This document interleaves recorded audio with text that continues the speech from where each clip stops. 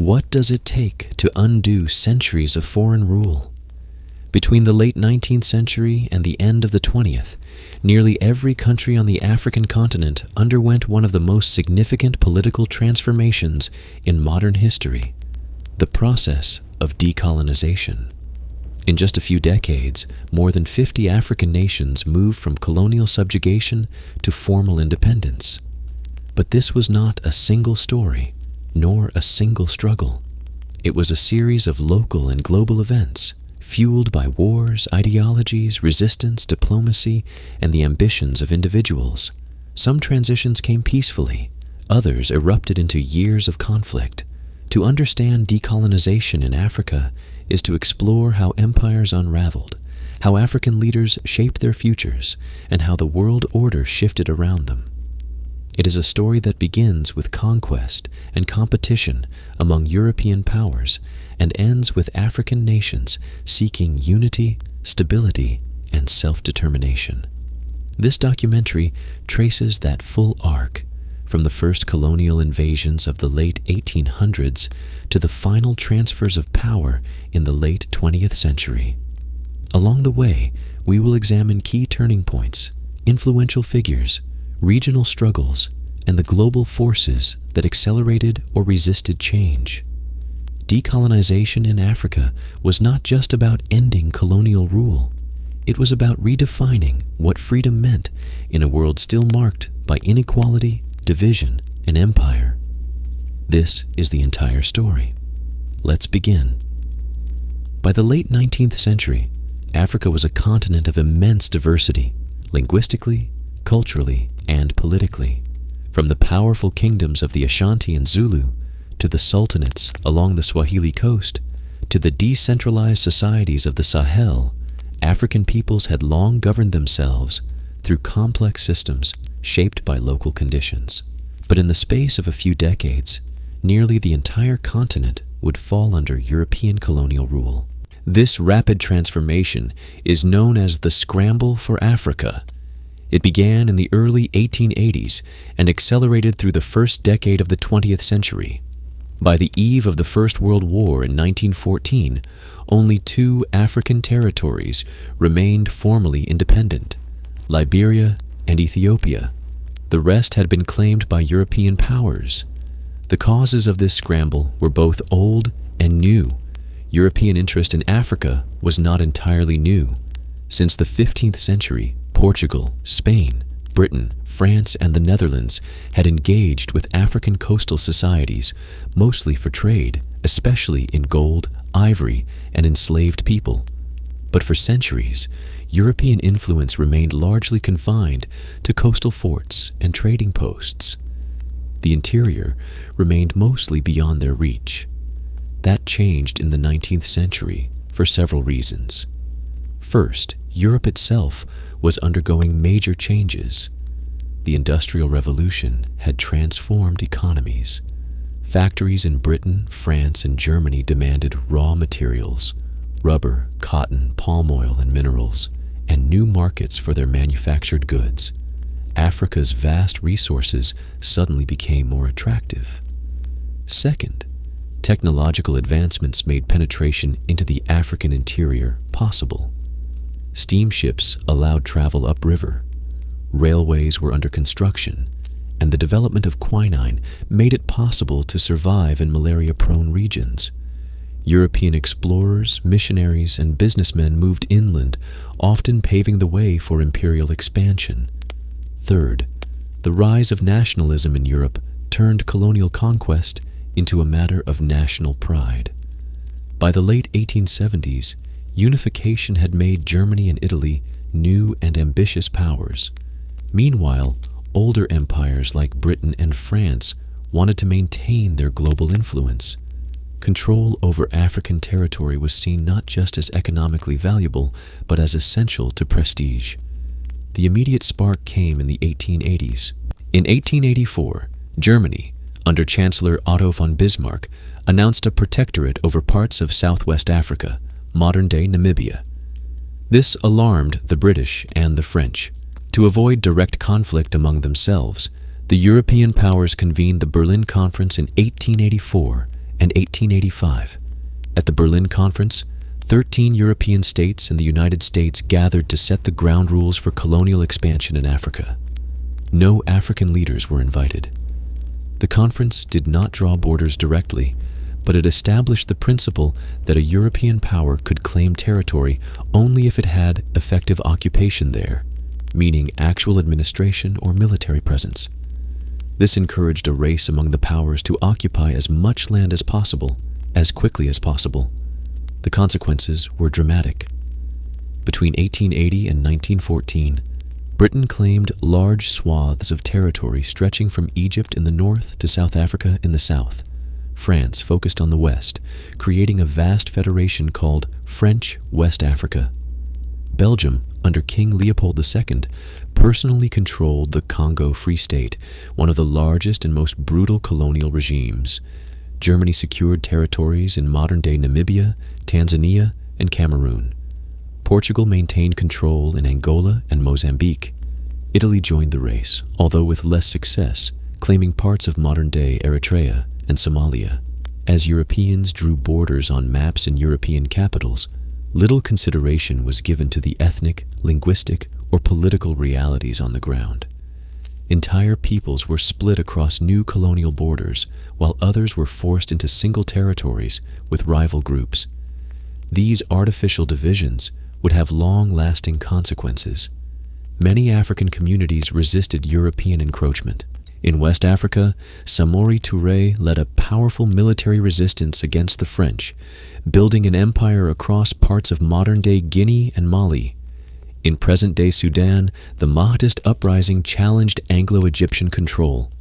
In southern Africa, the Zulu and Ndebele resisted British and Boer expansion.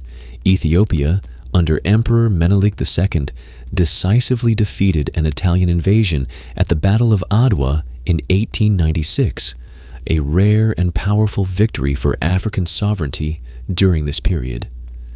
Still, the military advantages of European forces, armed with machine guns, modern rifles, and logistical networks, often overwhelmed African resistance. In many areas, colonization followed brutal conquest. In German Southwest Africa, the Herero and Nama peoples suffered what many historians now recognize as genocide after rebelling in the early 1900s. By 1914, European control of Africa was nearly complete. What began as exploration and trade had become a full-scale partition of a continent.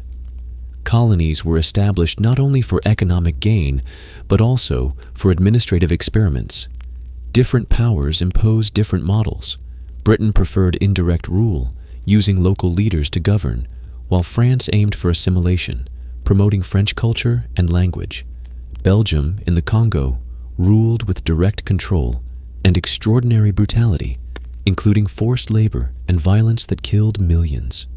For African societies, colonization meant disruption on nearly every level. Political authority was undermined or replaced. Traditional land ownership was redefined. New taxes were imposed. African economies were redirected to serve European interests. Education, where available, was designed to produce clerks and subordinates, not future leaders. At the human level, families were displaced, cultures were suppressed, and resistance was often met with violence.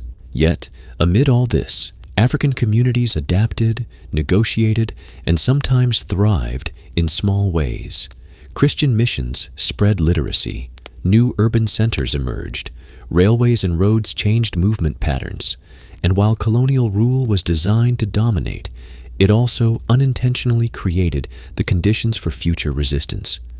African soldiers and workers moving between regions began to see themselves not only as members of local communities, but also as part of something larger.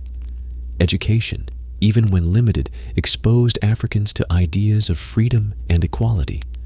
And while the colonial systems seemed unshakable in 1914, the seeds of future change had already begun to take root.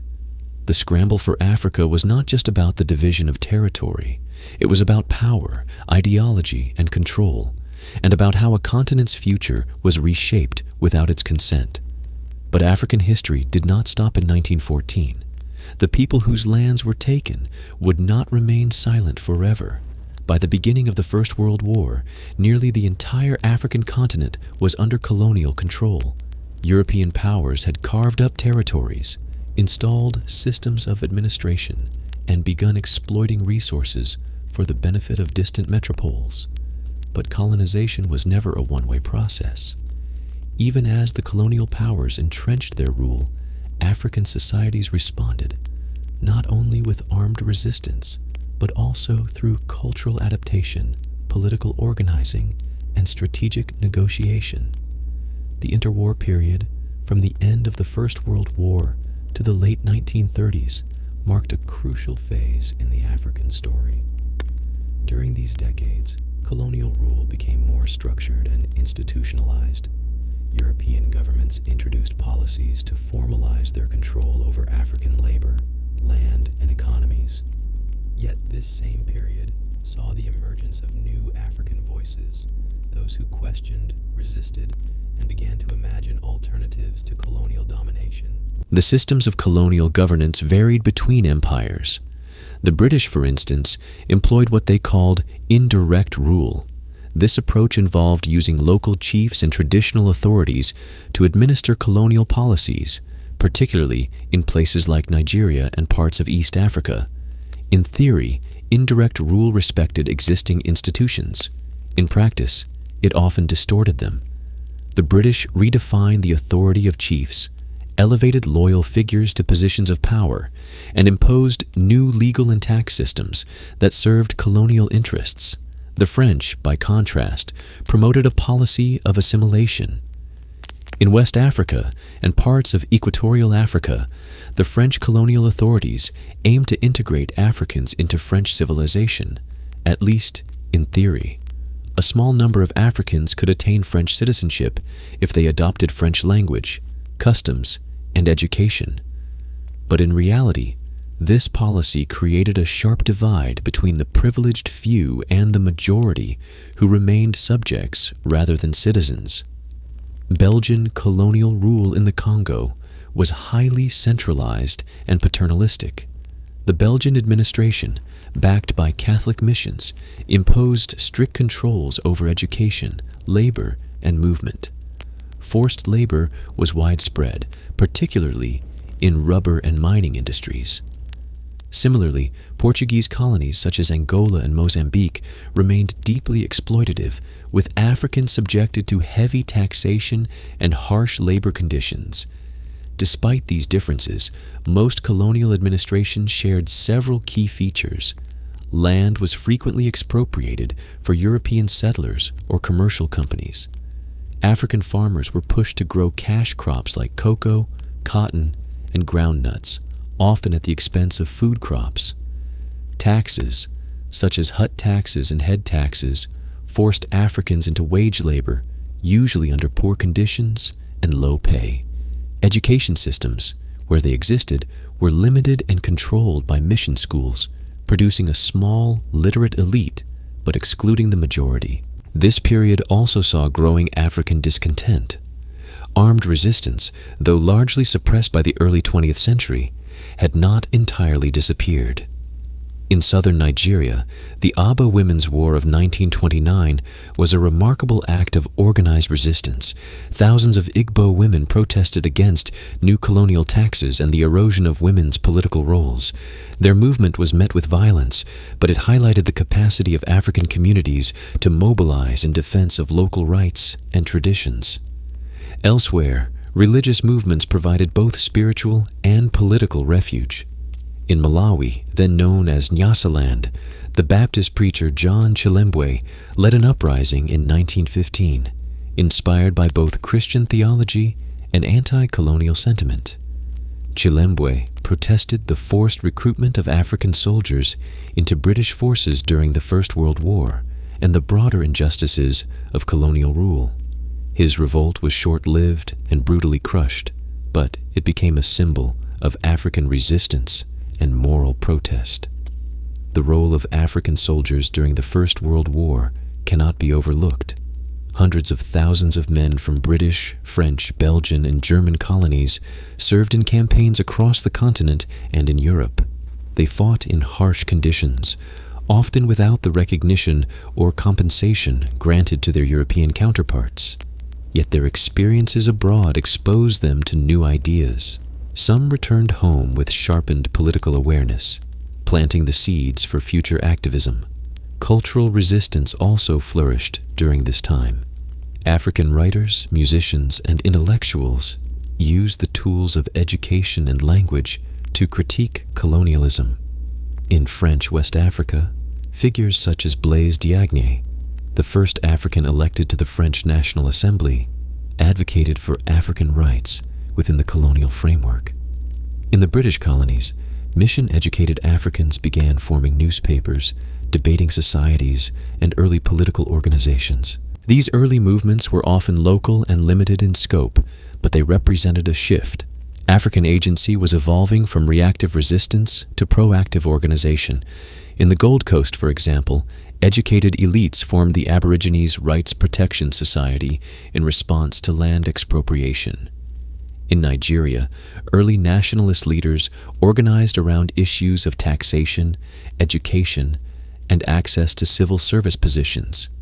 These efforts were constrained by colonial laws and censorship, but they laid the groundwork for broader nationalist movements in the decades to come. Another critical factor during this period was the global economic crisis of the 1930s.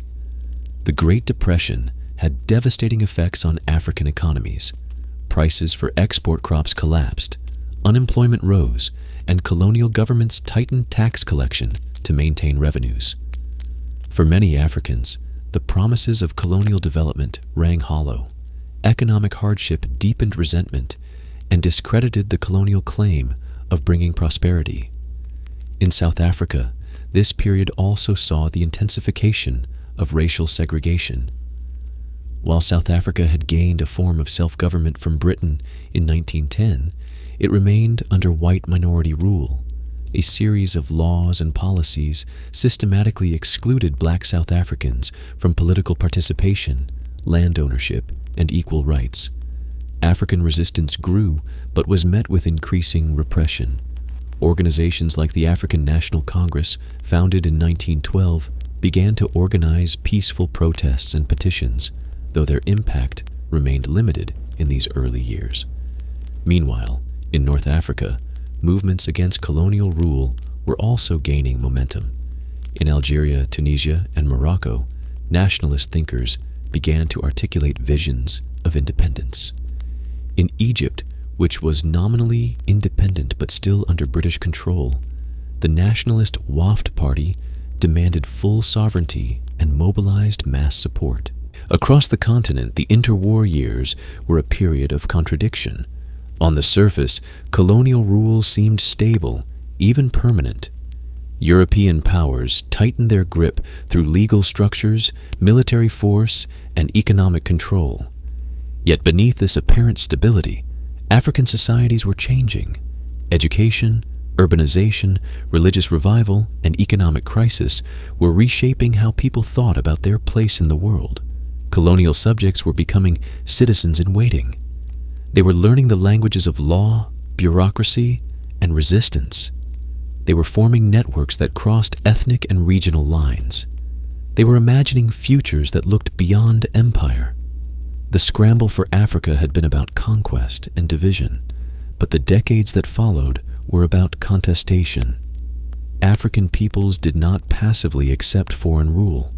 They engaged it, challenged it, and slowly began to build the foundations for independence. As the world moved closer to another global conflict in the late 1930s, the cracks in the colonial system were becoming harder to ignore. The next great shift would be shaped not only by African activism, but also by a world once again at war. The two world wars of the 20th century reshaped the political and social landscape of the world, and Africa was no exception. Though these conflicts were fought largely in Europe and Asia, African people played a critical role. Their labor, resources, and above all their lives were drawn into global struggles that, ironically, exposed the contradictions of colonial rule. During both wars, colonial powers mobilized hundreds of thousands of African soldiers and workers. Many were recruited willingly, others were conscripted or coerced. These men fought and labored not only in Africa, but in distant theaters of war, such as France, Italy, Burma, and the Middle East. While the wars brought new suffering and intensified exploitation, they also had unintended consequences. Africans returned home with new perspectives, political ideas, and expectations. The wars created cracks in the colonial system, cracks that would widen in the decades that followed. The First World War broke out in 1914.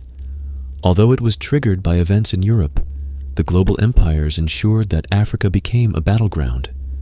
German colonies such as Togoland, Cameroon, German Southwest Africa, and German East Africa were invaded by Allied forces, including African troops under British, French, and Belgian command. One of the longest campaigns of the war took place in German East Africa, where the German commander, Paul von Lettow-Vorbeck, led a prolonged guerrilla resistance. British forces relied heavily on African soldiers, known as askaris, and on porters who carried supplies across vast distances under extremely harsh conditions. It is estimated that over 1 million African porters were used in this campaign alone, many of whom died from disease, exhaustion, or hunger. Across the continent, the war imposed new burdens. Colonial governments increased taxes, requisitioned food and animals, and demanded labor for military needs. In some regions, resistance flared up. In modern-day Zambia and Malawi, local communities protested against forced recruitment.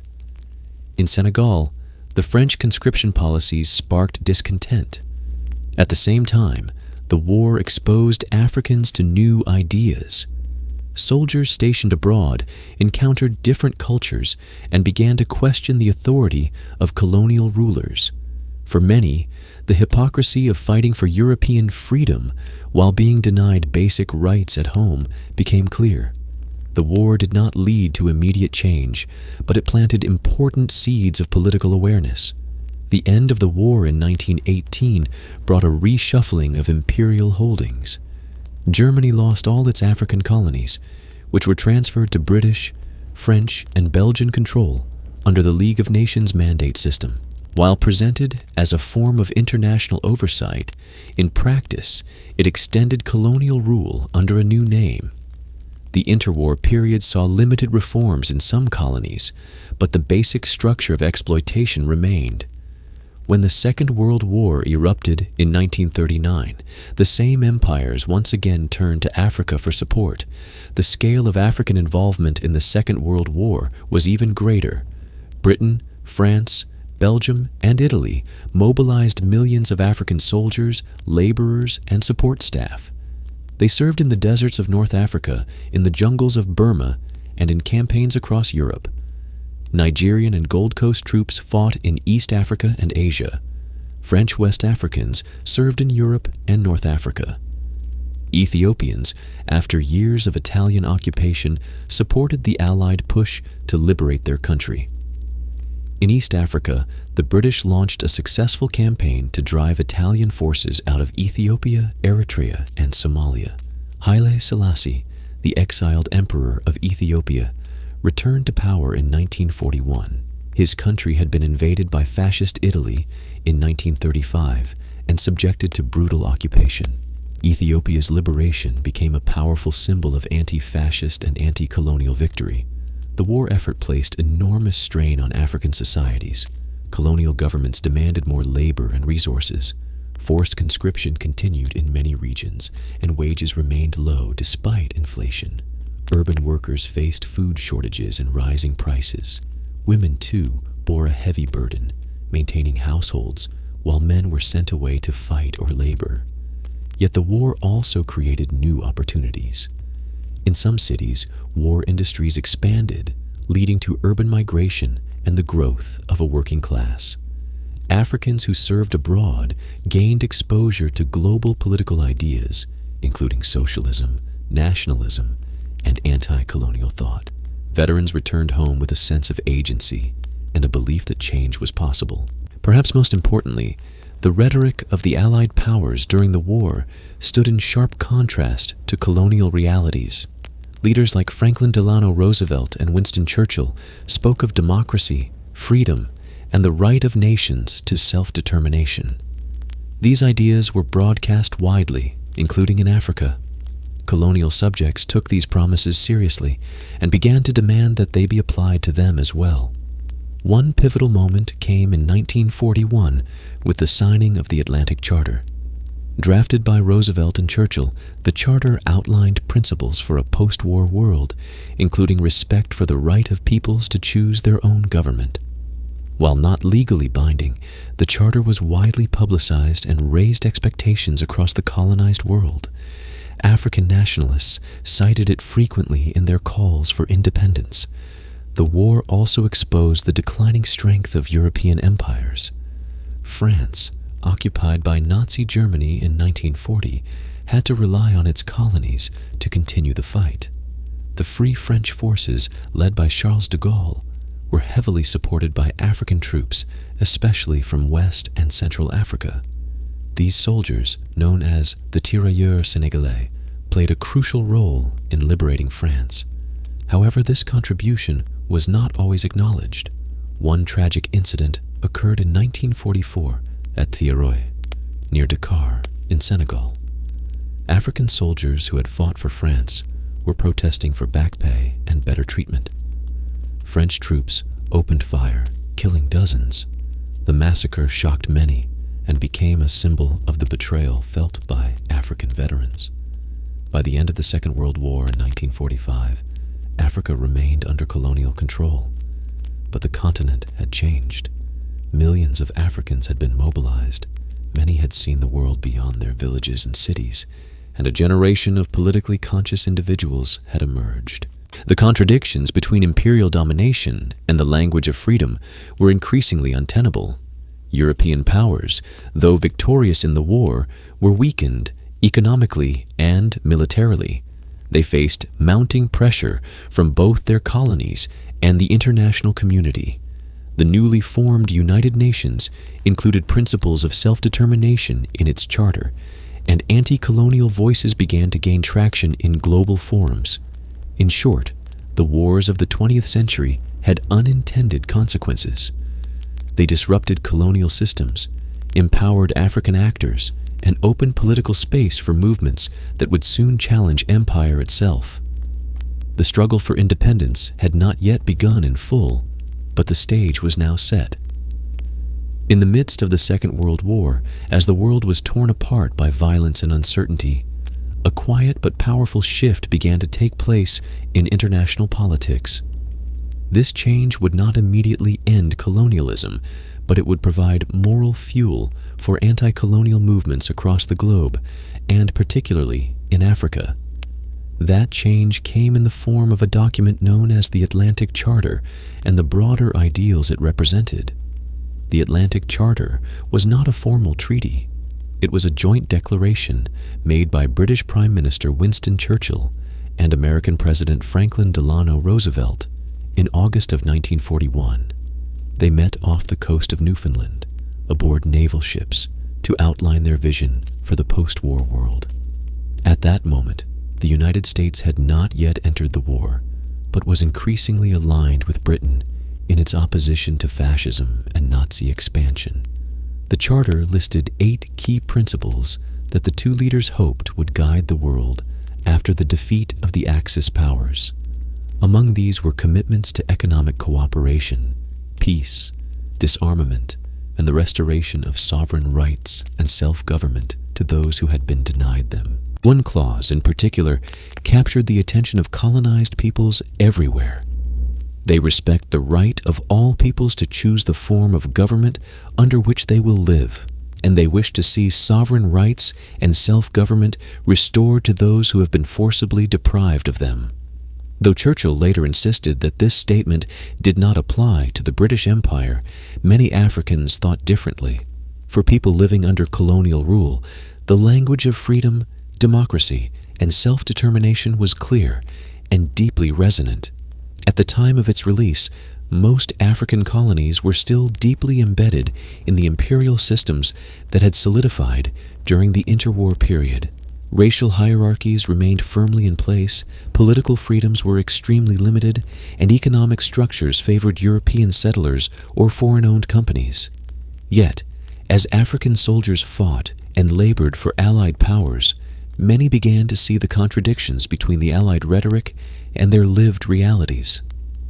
African intellectuals, students, veterans, and workers began to invoke the Charter in political discussions, newspapers, and public meetings. It became a moral touchstone, a symbol of what the world could become if the promises of the war were honored not just in Europe, but in Africa too. This was especially important because, unlike in the past, African voices were beginning to coordinate across colonial boundaries. Pan-Africanism, an idea that had emerged earlier in the 20th century among the African diaspora in the Americas and Europe, was starting to take hold within the continent itself. Pan-Africanism promoted the idea that all people of African descent shared a common history and destiny. It encouraged unity, solidarity, and a collective struggle against colonialism and racial oppression. While its intellectual roots had been laid by figures such as W.E.B. Du Bois and Marcus Garvey, the movement began to find new life among Africans themselves, many of whom had studied abroad or been exposed to international ideas through military service or political exile. In 1945, at the end of the war, the Fifth Pan-African Congress was held in Manchester, United Kingdom. This meeting marked a turning point. Unlike earlier congresses, which had been dominated by elites from the diaspora, this one featured a significant number of African representatives from the continent itself. These included future leaders such as Kwame Nkrumah of the Gold Coast, Jomo Kenyatta of Kenya, and Hastings Banda of Nyasaland. The resolutions of the Manchester Congress were clear and forceful. The delegates demanded an immediate end to colonial rule, land redistribution, improved education, and full political rights. They condemned racism, imperialism, and economic exploitation. The tone was no longer polite petitioning. It was urgent and revolutionary. This assertiveness was fueled not only by the promises of the Atlantic Charter, but also by changes in global power. The end of the Second World War brought about the decline of traditional European dominance. Britain and France, though victorious, were weakened economically and militarily. Meanwhile, two new superpowers emerged, the United States and the Soviet Union. Both nations positioned themselves as opponents of old-style imperialism, at least rhetorically. The United States, despite its own racial inequalities, promoted the language of democracy and freedom. The Soviet Union presented itself as a champion of anti-colonial struggle, offering ideological and sometimes material support to independence movements. In this emerging Cold War environment, colonial empires found it harder to justify their control. International institutions, including the newly formed United Nations, adopted principles that emphasized human rights and self-determination. Though enforcement was limited, the moral and diplomatic pressure on colonial powers was rising. Within Africa, these global shifts empowered a new generation of activists. They were better educated, more politically conscious, and increasingly organized. In cities and towns across the continent, political parties, student unions, labor movements, and cultural associations began to form. While many of these groups initially sought reform within the colonial system, they quickly moved toward demanding full independence. In French West Africa, leaders such as Félix Houphouët-Boigny began organizing within the colonial political framework, gaining seats in the French National Assembly, and building Pan-African coalitions.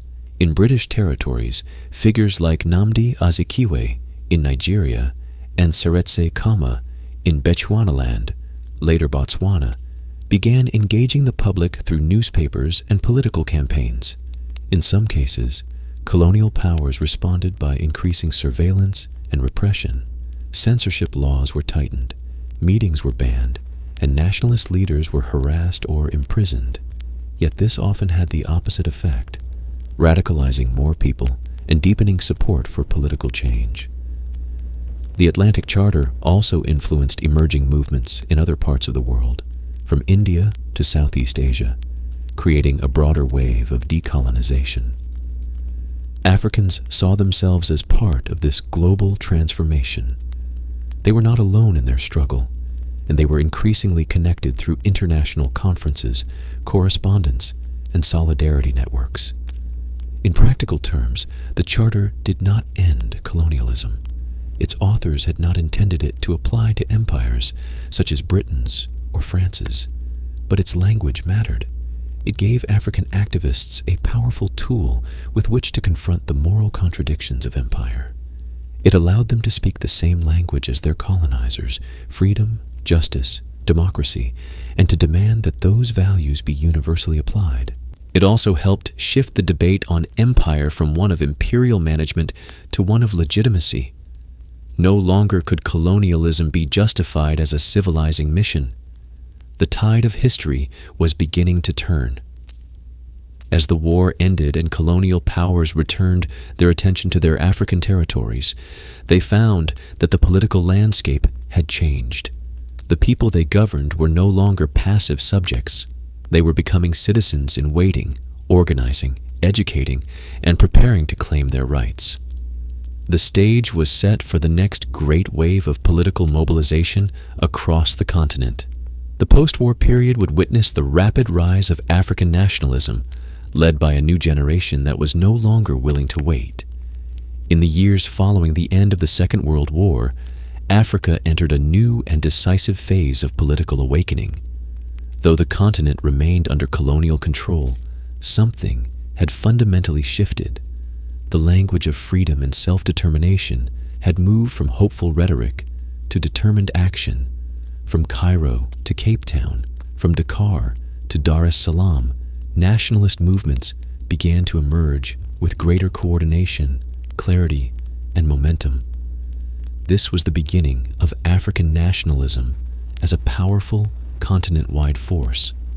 The term nationalism in the African context during this period referred to a range of efforts by Africans to assert their rights, reclaim political space, and ultimately demand full independence.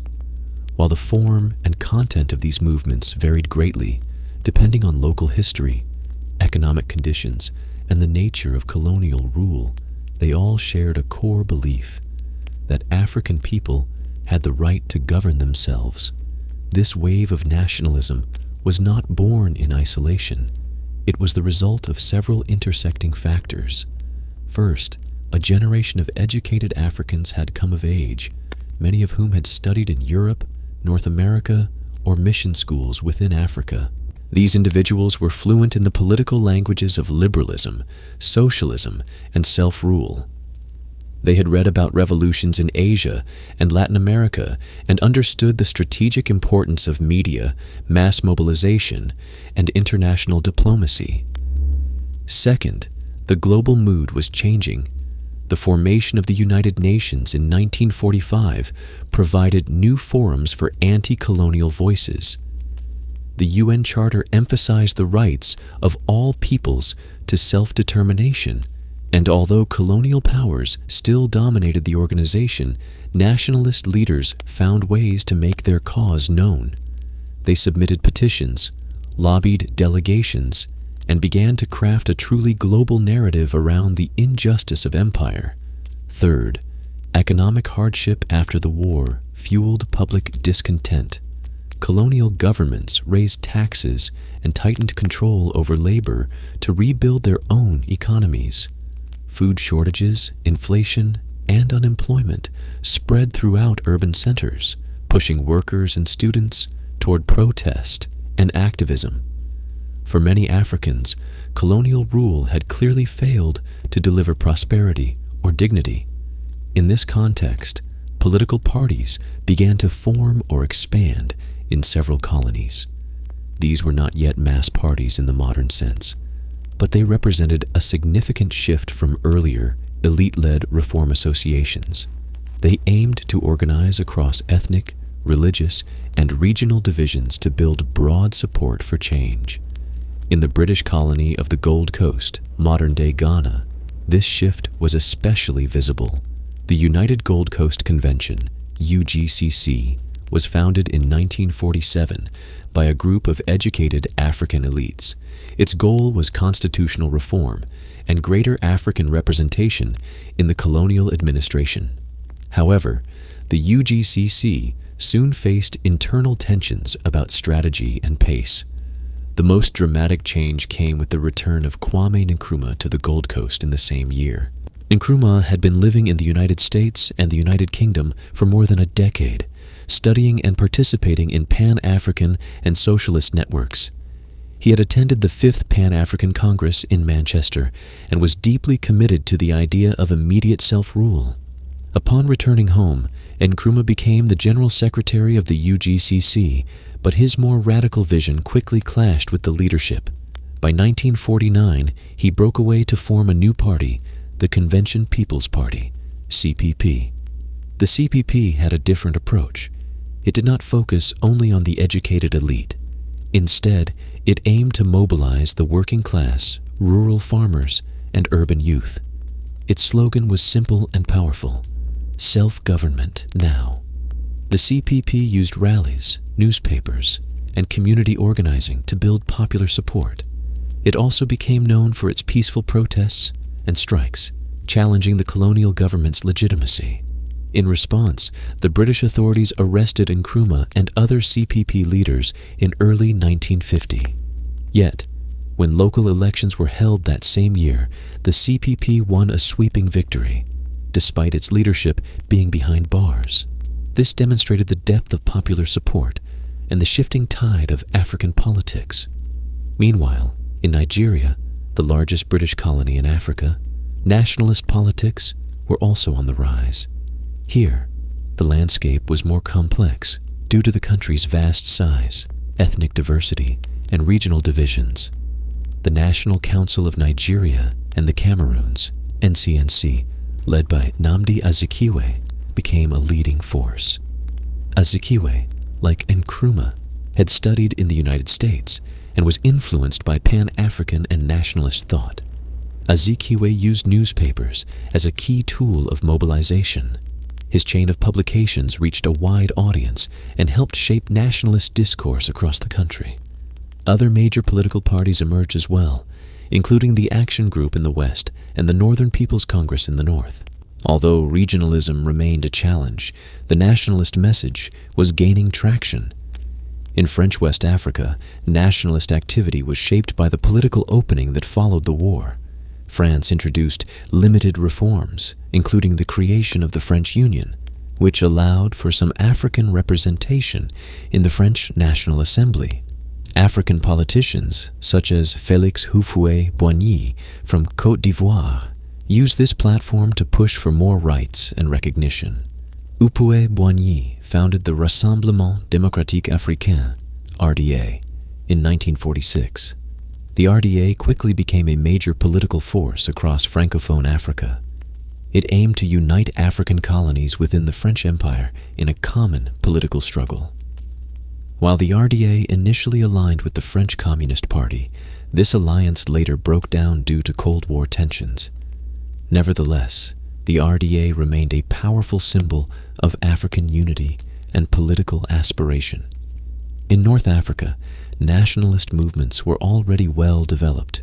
In Algeria, the war veterans and reformists began to demand greater political participation and recognition of Arabic language and culture. In Morocco and Tunisia, nationalist parties continued to press for autonomy from French control.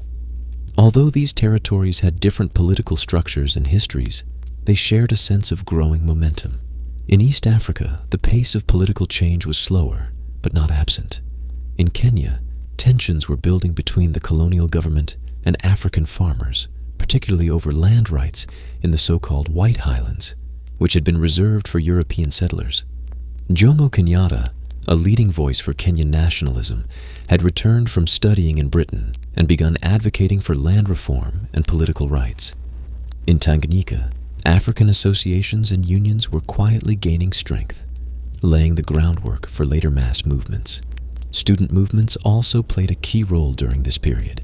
Across the continent, African students studying in Europe began to organize themselves into associations that debated politics, published articles, and built transnational networks. These students often returned home to become future leaders, bringing with them not only education, but also experience in activism and organizing. Women, though often sidelined in formal political structures, were active participants in these early movements. They organized protests, ran community organizations, and challenged colonial policies that affected markets, prices, and family life. In West Africa, women's associations in places like Nigeria and Senegal played a vital role in shaping public opinion and mobilizing support. By the early 1950s, the pattern was clear. Nationalist movements had spread across the continent. They were no longer limited to small elites or isolated protests. They had become organized, strategic, and increasingly popular. While they had not yet won independence, they had succeeded in reshaping the political landscape. Colonial powers were beginning to realize that the old model of rule was becoming unsustainable. While some hoped to reform and modernize colonial governance, others began to prepare for the possibility of eventual transfer of power. But the timeline, nature, and terms of that transition remained highly contested. The rise of African nationalism in the post-war years marked a turning point. It transformed colonial subjects into political actors, capable of shaping their own future. The foundations were now in place. The next step would be taken not by discussion, but through action, and Ghana would lead the way. In the long arc of African decolonization, one moment stands as a symbolic breakthrough: the independence of the Gold Coast, renamed Ghana in March of 1957. It was the first sub-Saharan African country to achieve full sovereignty from colonial rule. Though other territories had made earlier moves toward self-governance, Ghana's independence marked a profound turning point. It shifted the conversation from if independence was possible to when and how it would happen across the rest of the continent. The road to Ghana's independence had been paved by years of organizing, resistance, and political evolution. As outlined in the previous section, the emergence of the Convention People's Party, CPP, under Kwame Nkrumah had redefined nationalist politics.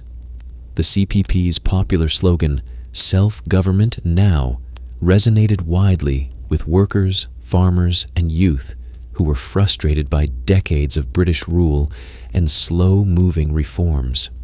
In the early years of the CPP, the British colonial government tried to suppress its influence. In 1950, following a series of strikes and protests, Nkrumah and several of his colleagues were imprisoned, yet this only increased their popularity. When elections were held later that year for local legislative positions, the CPP won a sweeping victory, even with Nkrumah behind bars. Recognizing the changing political mood, the British released Nkrumah in early 1951 and invited him to help form a new government. Over the next several years, constitutional negotiations continued. The British authorities, under increasing pressure from both local demands and international scrutiny, introduced reforms that expanded African participation in governance. Nkrumah was appointed leader of government business, a role that soon evolved into prime minister under a new constitution. Although the country was still technically under British oversight, the CPP began taking control of domestic policy. During this transition period, Nkrumah focused on building a mass political movement that extended beyond urban centers. The CPP created branches throughout the country, using local languages and accessible platforms to engage a broad spectrum of society. Schools, youth clubs, trade unions, and women's organizations were brought into the party's orbit. This grassroots structure helped consolidate popular support and prepared the country for full independence. Nkrumah's political philosophy blended African nationalism with a vision of modernity. He believed that political independence had to be accompanied by social and economic transformation. In his speeches and writings, he emphasized the need for African unity, industrial development, and state-led planning to overcome the legacy of colonial exploitation. His call for a new Africa, free from imperialism, struck a chord not only within the Gold Coast, but across the continent. By the mid-1950s, the momentum toward independence was unstoppable. In 1954, and again in 1956, general elections were held under new constitutional frameworks. Each time, the CPP won clear majorities, strengthening Nkrumah's mandate. In response, the British government agreed to grant full independence. On the 6th of March, 1957, the Gold Coast officially became the independent nation of Ghana. The name was chosen to reflect a connection to the ancient Ghana Empire, a symbol of African greatness before colonization. The event was celebrated with immense pride and optimism. Delegations from around the world attended the ceremonies, including representatives from other African territories still under colonial rule. In his independence speech, Nkrumah declared, "At long last, the battle has ended, and thus Ghana, your beloved country, is free forever." He went on to add that Ghana's freedom was meaningless unless it was linked to the total liberation of Africa. This statement set the tone for Ghana's post-independence foreign policy. Nkrumah viewed his country not only as a national entity, but as a beacon for continental liberation. Ghana quickly became a hub for Pan-African activity. Accra, the capital, hosted conferences and welcomed exiled activists from other colonies. The country offered scholarships and training to future leaders of liberation movements. Nkrumah used state resources to support anti-colonial struggles in places as far as Algeria, Angola, and South Africa. Domestically, Nkrumah's government launched ambitious development projects. A central part of this plan was the construction of the Akasambo Dam, intended to generate hydroelectric power and stimulate industrialization. New schools, health clinics, and roads were built. Literacy campaigns and teacher training programs were introduced. The state expanded rapidly as a provider of services and a driver of modernization. However, Ghana's independence also revealed the challenges of post-colonial governance. While the early years were marked by enthusiasm and unity, tensions soon began to emerge. Opposition parties accused the CPP of centralizing power and suppressing dissent.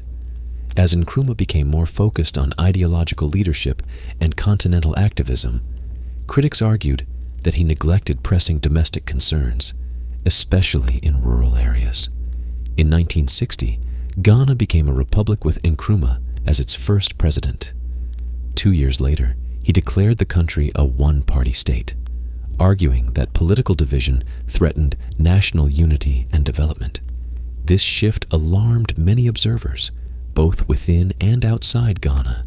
Some saw it as a necessary response to internal instability, while others viewed it as a dangerous drift toward authoritarianism.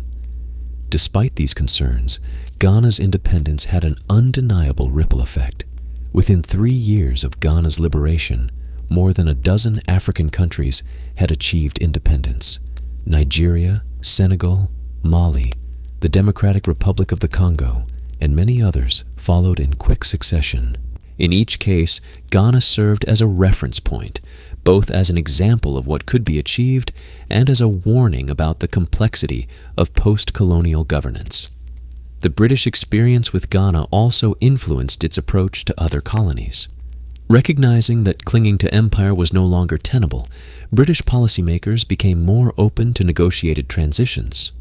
While each territory had its own dynamics, the success of Ghana's transition helped make decolonization a more manageable and acceptable process for both colonizers and the colonized. Internationally, Ghana's independence also shifted the diplomatic landscape. It became the first sub-Saharan African country to join the United Nations as a sovereign state. It played an active role in the non-aligned movement, seeking to avoid entanglement in Cold War rivalries.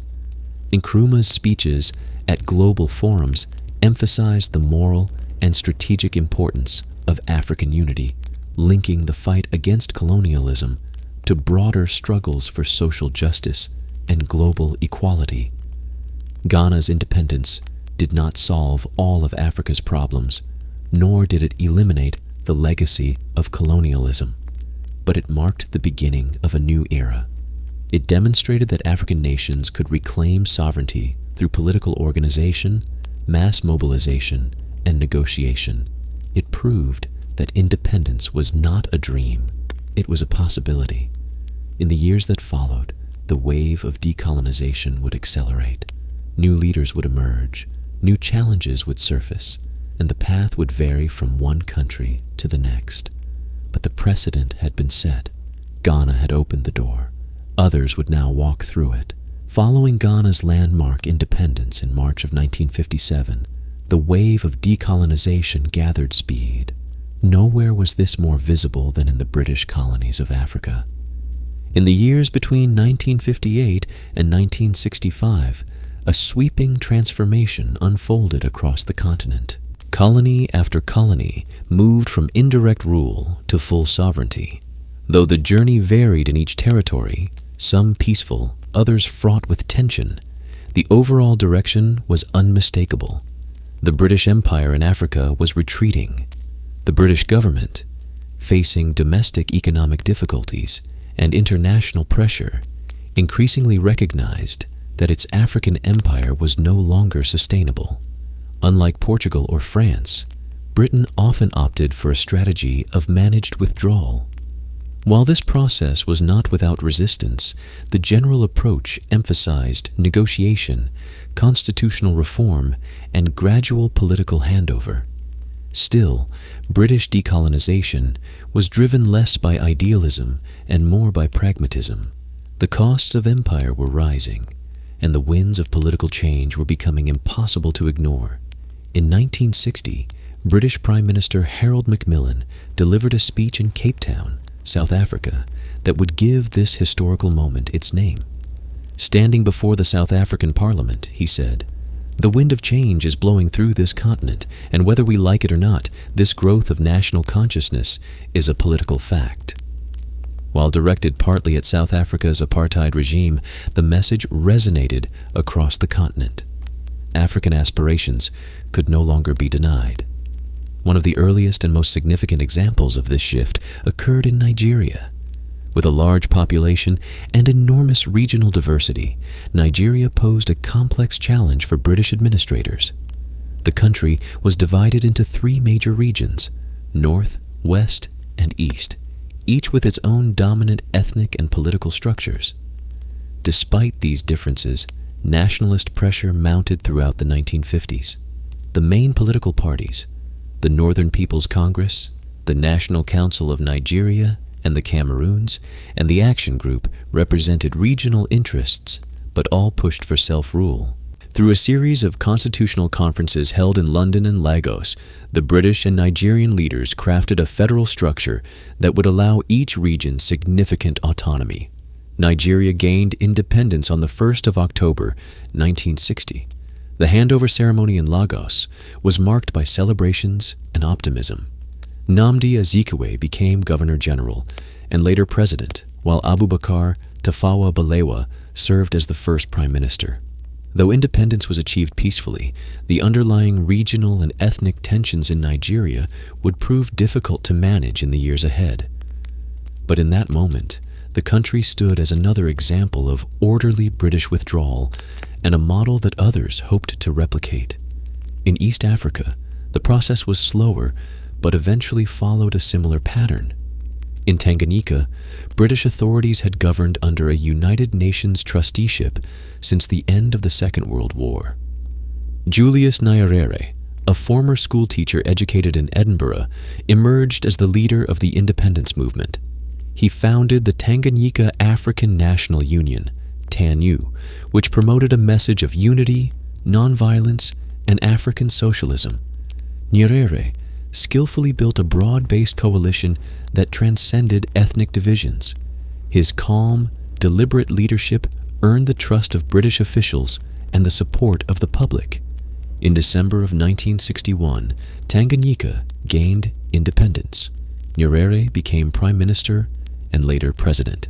His government would go on to play a leading role in the formation of the Organization of African Unity and in supporting liberation movements elsewhere. In nearby Uganda, the road to independence was more complex. The country's internal divisions, particularly between the central Buganda Kingdom and other regions, complicated negotiations. Nonetheless, a coalition government was formed, and Uganda achieved independence in October of 1962. Milton Obote became prime minister. The British, once again, had facilitated a largely peaceful transfer of power. In Central Africa, the picture was different. Here, the British attempted a more ambitious experiment, the Central African Federation. Formed in 1953, it brought together three territories, Southern Rhodesia, Northern Rhodesia, and Nyasaland, into a semi-autonomous union. The federation was dominated by white settler interests, especially in southern Rhodesia, where a large European population had established deep economic and political influence. The goal of the federation was to create a multiracial state with economic integration and gradual political reform. In reality, it became a vehicle for maintaining white dominance. African opposition was fierce, particularly in Nyasaland and northern Rhodesia. Mass protests, strikes, and political organizing intensified throughout the late 1950s. In Nyasaland, Hastings Banda, a Western-educated doctor, returned from abroad to lead the nationalist movement. His Malawi Congress Party gained widespread support. In northern Rhodesia, Kenneth Kaunda and his United National Independence Party became the main force demanding self-rule. Faced with growing unrest and international criticism, the British dissolved the federation in 1963. Nyasaland became Malawi and achieved independence in July of 1964, with Banda as prime minister. Northern Rhodesia became Zambia in October of the same year, with Kaunda as its first leader. Both transitions were relatively smooth, though tensions with white settlers and neighboring territories remained high. Southern Rhodesia, however, did not follow the same path. Its white minority government, led by Ian Smith, resisted majority rule and declared unilateral independence in 1965, a move rejected by Britain and the international community. This would lead to a long and bitter struggle, but that story belonged to a different phase of decolonization. In Kenya, the transition to independence was more violent. The country had a significant settler population that controlled vast tracts of fertile land, known as the White Highlands. African resentment over land dispossession, labor exploitation, and political exclusion erupted in the early 1950s in the form of the Mau Uprising. The Mau movement, largely drawn from the Kikuyu ethnic group, waged a guerrilla campaign against colonial authorities and settler communities. The British responded with massive force, declaring a state of emergency, detaining tens of thousands, and carrying out widespread military operations. The violence shocked public opinion in Britain and raised questions about the future of colonialism. In the aftermath of the emergency, the British began to implement reforms. Political prisoners, including Jomo Kenyatta, were released. A constitutional process was launched to transition Kenya to self-rule. In December of 1963, Kenya became an independent nation with Kenyatta as prime minister. Though the scars of conflict remained, the country had moved from rebellion to governance. Throughout this period, Britain continued to revise its colonial policy. Faced with rising costs, a shifting international order, and increasingly assertive African leaders, British officials often chose negotiation over confrontation. While this approach helped avoid prolonged conflicts in many cases, it also meant that deep structural problems were sometimes left unresolved. the newly independent states inherited fragile economies, artificial borders, and uneven institutions. Yet, in the years between 1958 and 1965, the momentum was undeniable. In fewer than 10 years, a vast portion of the British Empire in Africa had ceased to exist. The process was uneven and incomplete, but it represented a dramatic reconfiguration of global power. These transitions also changed how other empires viewed their own colonial holdings. In French Africa, new debates emerged about the future of empire. In Portuguese Africa, resistance movements began to intensify. The successes in British Africa showed that change was possible, that independence could be achieved, and that African people were ready to govern themselves. While British colonies were gaining independence through negotiation and political transition, the French experience in Africa followed a very different path, nowhere more so than in Algeria. From 1954 to 1962, Algeria witnessed one of the most violent and complex decolonization struggles on the continent. This was not simply a colonial dispute. It was a war of independence that shook France to its core and left deep scars in Algerian society. The Algerian War of Independence was both a brutal military conflict and a defining moment in the history of African decolonization. Unlike many African colonies, Algeria had been considered by France not just as a possession, but as an extension of the French Republic itself. French settlers, known as Pieds Noirs, had been living in Algeria since the early 19th century, and by the mid-20th century, they numbered over 1 million. The French government administered Algeria as an integral part of France, with departments and prefectures, rather than as a typical overseas colony. This integration, however, did not include equality. The Muslim Algerian majority, over 9 million people, were systematically excluded from meaningful political participation, land ownership, and civil rights.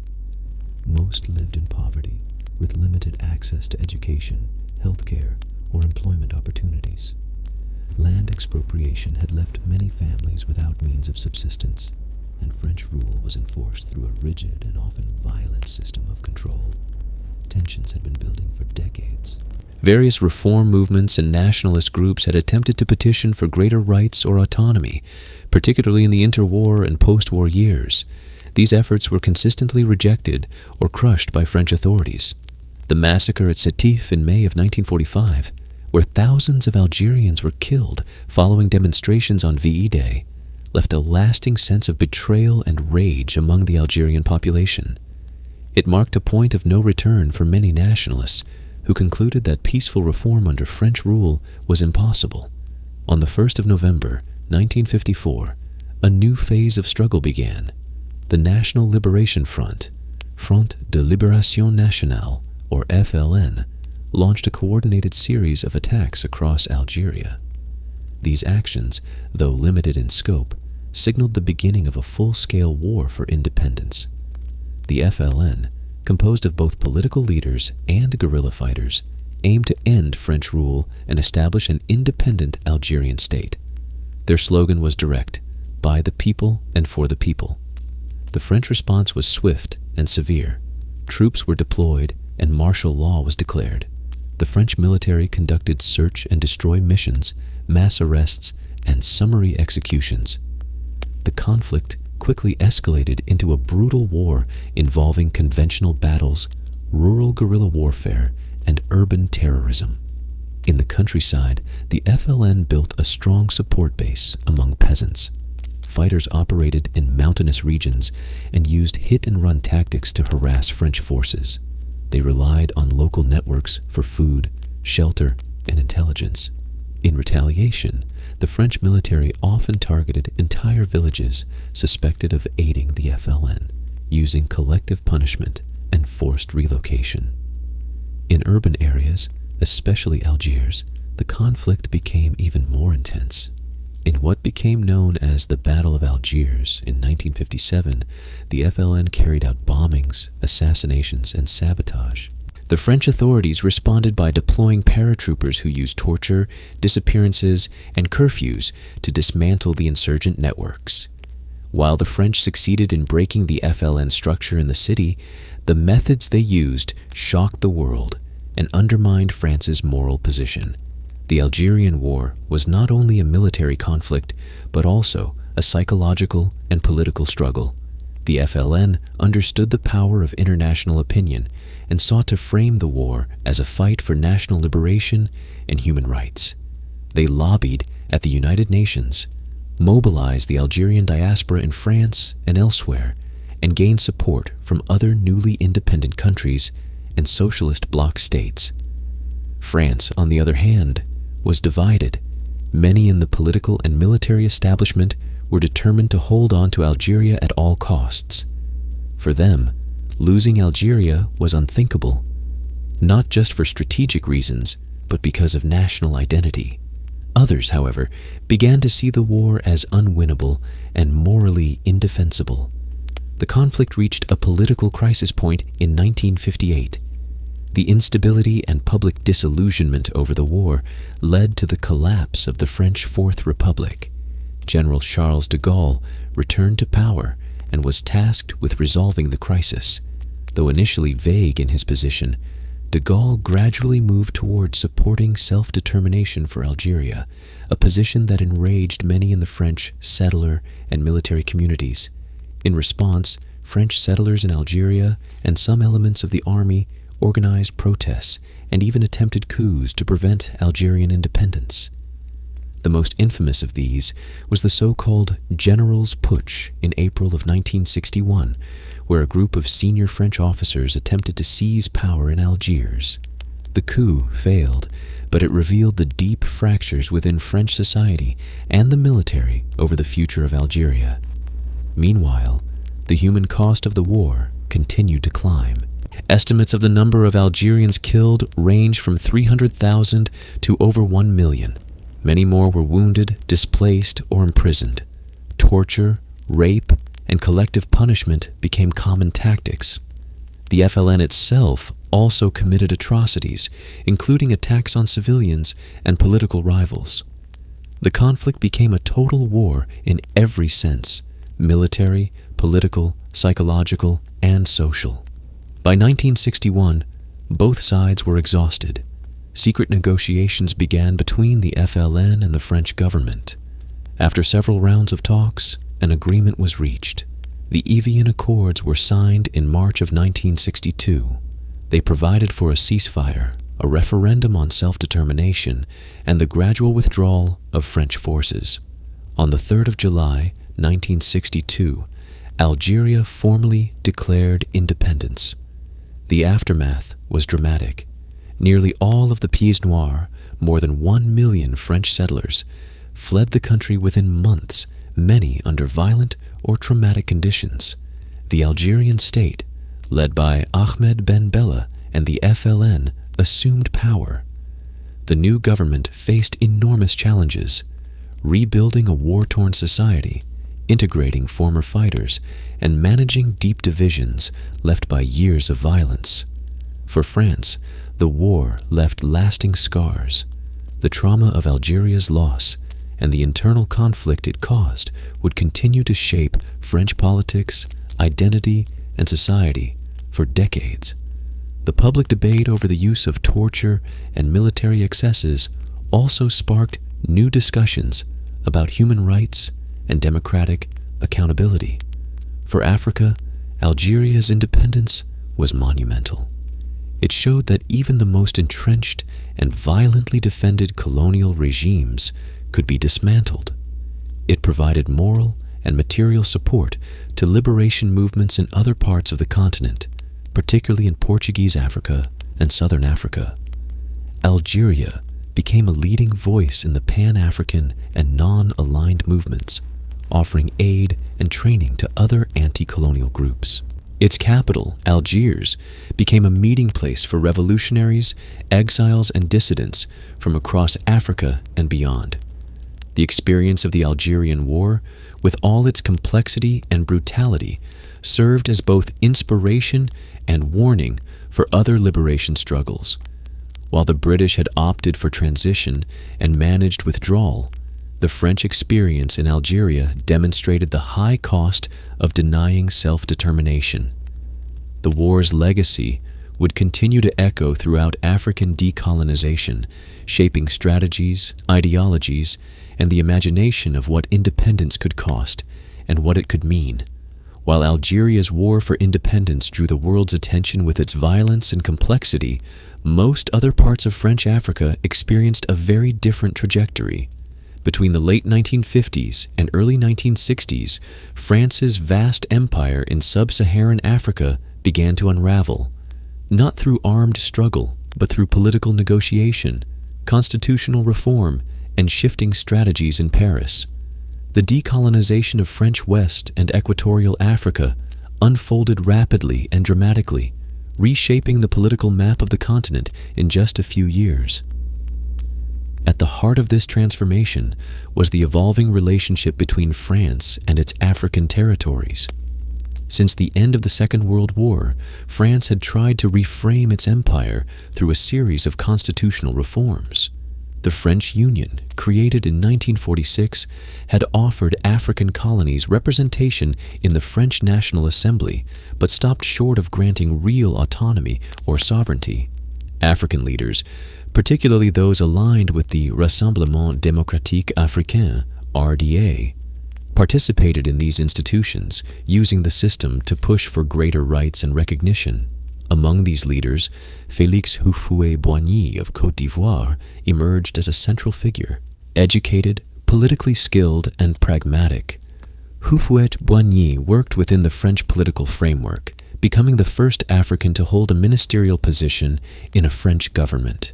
His strategy was one of gradual reform rather than confrontation. He believed that cooperation with France could bring long-term benefits to African states. This cautious approach began to face new pressure by the mid-1950s. The independence of Morocco and Tunisia in 1956, the war in Algeria, and the growing success of nationalist movements in British Africa raised expectations across the French territories. France could no longer contain African demands within its existing structures. In response, Charles de Gaulle, who returned to power in France during the Algerian Crisis of 1958, proposed a bold constitutional reform.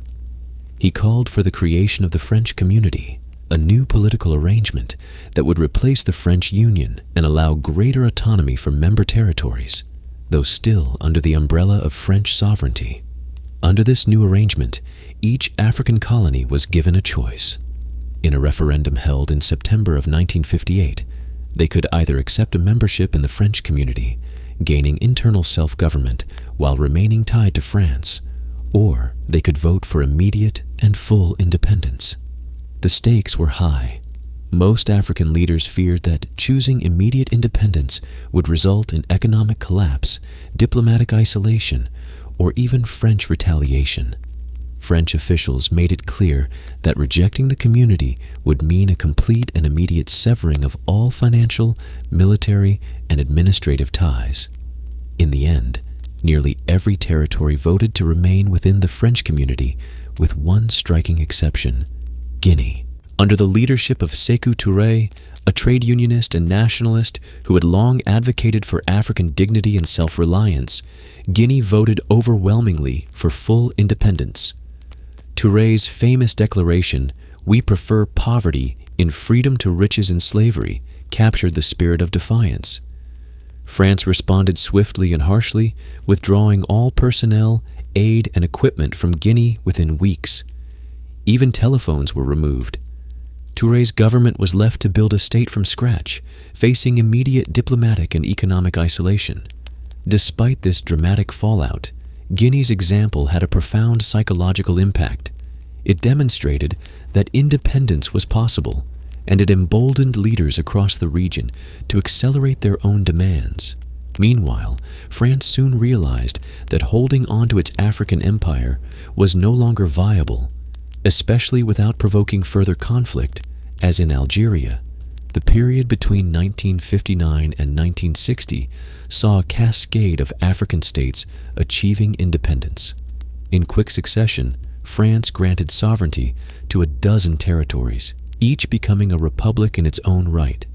In French West Africa, Senegal and the Sudanese Republic, present-day Mali, formed the short-lived Mali Federation in April of 1960, gaining independence together. The federation soon dissolved, and both countries became independent separately, Senegal in August and Mali in September. In the same time frame, Niger, Côte d'Ivoire, Burkina Faso, then Upper Volta, and Benin, then Dahomey, also gained their independence. In French Equatorial Africa, the pattern was similar. Chad, the Central African Republic, Congo-Brazzaville, and Gabon each declared independence in August of 1960. Cameroon, formerly a trust territory under French administration, had already gained independence earlier that year in January. Each of these new states inherited a legacy shaped by French colonial policies. Administratively, they were centralized. Economically, they were deeply dependent on France for infrastructure, trade, and financial systems. French was the official language, and many African elites had been educated in French institutions. This meant that while formal sovereignty was achieved, a new kind of relationship, sometimes called France-Afrique, was beginning to take shape. Under France-Afrique, France maintained strong influence over its former colonies through military agreements, economic aid, currency ties, and political patronage. French troops remained stationed in several African capitals. African leaders often relied on French support to stabilize their governments, suppress opposition, or manage regional tensions. In return, France secured favorable trade deals and access to strategic resources, especially oil, uranium, and agricultural products. This arrangement suited leaders like Houphouët-Boigny, who remained a close ally of France throughout his long presidency. He viewed continuity and cooperation with France as essential for economic development and political stability. Others, like Touré in Guinea or Modibo Keïta in Mali, took a more radical stance, pursuing socialist policies aligning with the Eastern Bloc, or advocating for greater African unity and independence from Western influence. The contrast between these models highlighted the diversity of post-colonial visions in French-speaking Africa. Some nations embraced cautious pragmatism, while others pursued revolutionary transformation, but all shared the challenge of building new institutions, addressing colonial legacies, and navigating a world shaped by Cold War geopolitics. The speed of the transition also presented major difficulties. Most of these countries had few trained administrators, limited economic infrastructure, and deep social inequalities. The sudden handover of power meant that many political systems were fragile from the outset. In several cases, early optimism gave way to military coups, one-party rule, or prolonged instability. Despite these challenges, the decolonization of French West and Equatorial Africa marked a profound moment in African history. In the span of just 2 years, nearly all of France's sub-Saharan colonies became independent. This peaceful, negotiated wave of decolonization stood in stark contrast to the war in Algeria and illustrated that African political agency could take many forms. It also forced France to redefine its global role. No longer an empire in the traditional sense, it sought to maintain influence through networks of cooperation and loyalty. The long-term consequences of France-Afrique would become more apparent in the decades ahead, as questions of sovereignty, dependency, and neo-colonialism continued to shape politics in the former colonies. But in 1960, the mood across the region was one of celebration and pride. For the first time, African flags flew over the presidential palaces of Dakar, Abidjan, Bamako, N'Djamena, Brazzaville, and beyond. National anthems replaced colonial marches, school books were rewritten, new constitutions were drafted, A new chapter had begun, and yet, while much of French Africa had moved toward peaceful independence, one vast and troubled territory was about to enter a period of turmoil unlike any other. In the Belgian Congo, the road to decolonization would take a far more chaotic and dangerous turn. Among the many transitions to independence across Africa, none was as chaotic, traumatic, or geopolitically entangled as the case of the Belgian Congo. While many African colonies experienced turbulence in their paths to sovereignty, the story of the Congo stands out for its extraordinary speed of decolonization, the sudden collapse of colonial order, the eruption of civil conflict, and the deep involvement of foreign powers during the early Cold War. Belgium had governed the Congo as a colony since the early 20th century, following King Leopold II's brutal personal rule under the Congo Free State. For decades, Belgian authorities had maintained tight political and administrative control. Unlike in British or French colonies, there was very little effort to educate or train Congolese people for roles in governance. By the mid-20th century, only a small handful of Congolese had received higher education, and there was virtually no African presence in the civil service, judiciary, or army officer corps. As a result, political consciousness in the Congo developed rapidly and unevenly in the late 1950s. With urbanization, missionary schooling, and growing labor unrest, new political movements emerged, yet Belgium remained unprepared and largely unwilling to consider meaningful reform. When protests and strikes erupted in 1959, especially in the capital Leopoldville, now Kinshasa, the colonial authorities were caught off guard. Violence broke out between demonstrators and security forces, prompting Belgium to accelerate a plan for decolonization far more quickly than anticipated. By early 1960, Belgian leaders announced that the Congo would become independent on the 30th of June of that same year. This left less than 6 months to prepare an entire nation for self-rule, a country larger than Western Europe, with over 100 ethnic groups, almost no experienced administrators, and deep internal divisions. In that brief window, a national election was held. Patrice Lumumba, leader of the Mouvement National Congolais, MNC, emerged as the most prominent political figure. A charismatic orator and Pan-Africanist, Lumumba advocated for a unified Congo, free from tribalism and colonial influence. He became the country's first prime minister, while Joseph Kasavubu, from a rival party, assumed the presidency. The independence ceremony in Leopoldville was attended by King Baudouin of Belgium, who gave a speech praising the civilizing mission of Belgian rule. In response, Lumumba delivered an unscheduled and uncompromising address. He denounced colonialism, spoke of the suffering endured under Belgian control, and declared that Congo's freedom had been won, not granted. The speech, though electrifying for many Africans, deeply offended Belgian officials and Western observers, who now saw Lumumba as a dangerous radical. Within days of independence, the country descended into crisis. The force publique, the colonial army, mutinied against its white officers, demanding Africanization of the ranks.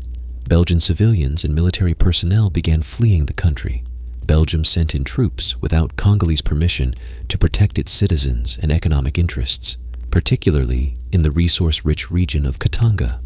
Katanga, led by Moise Tshombe, soon declared secession from the rest of the country with Belgian support.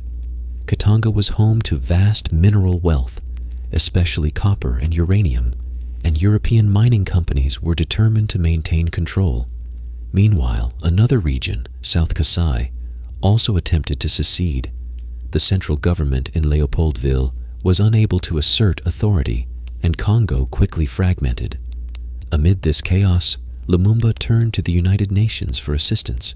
The United Nations operation in the Congo, ONUC, was quickly established. Blue helmeted troops arrived with the mandate to maintain order and prevent foreign intervention, but not to directly support the central government or suppress secession. This neutrality frustrated Lumumba, who needed decisive action to restore national unity.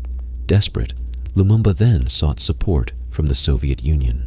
Moscow provided logistical aid and advisors, alarming the United States and its allies, who now viewed the Congo crisis through a Cold War lens.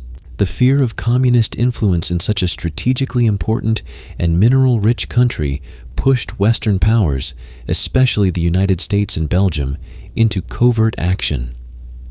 With the backing of the Central Intelligence Agency and Belgian operatives, Congolese Army Commander Joseph Mobutu, later known as Mobutu Sese Seko, seized control in a coup in September of 1960. Lumumba was placed under house arrest, then later handed over to the Katangan authorities. In January of 1961, he was executed by secessionist forces with Belgian complicity. His death shocked the continent and turned him into a Pan-African martyr. The Congo Crisis did not end with Lumumba's death. The conflict dragged on for years, with various factions battling for control. The United Nations remained present until 1964, struggling to stabilize the country. Meanwhile, mercenaries, foreign advisors, and external powers continued to influence events. By 1965, Mobutu had emerged as the dominant figure. With support from Western powers, particularly the United States, he launched a second coup and declared himself head of state. He would go on to rule the country, renamed Zaire, for over 3 decades, establishing one of the most enduring authoritarian regimes in post-colonial Africa. Mobutu's rule was marked by strong anti-communist rhetoric, a cult of personality, and a system of massive corruption. While initially praised in the West for bringing stability, his government became a symbol of neo-colonial dependency and mismanagement. The Congo's vast wealth continued to enrich foreign companies and local elites, while the majority of the population remained impoverished.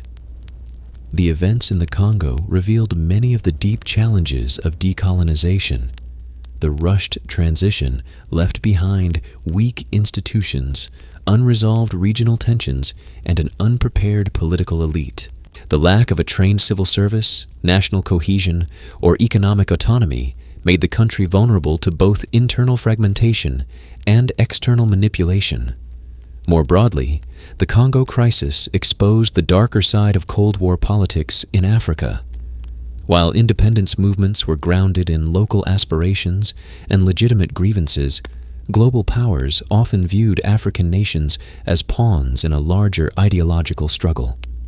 The result was interference, coups, and proxy conflicts that distorted post-colonial development.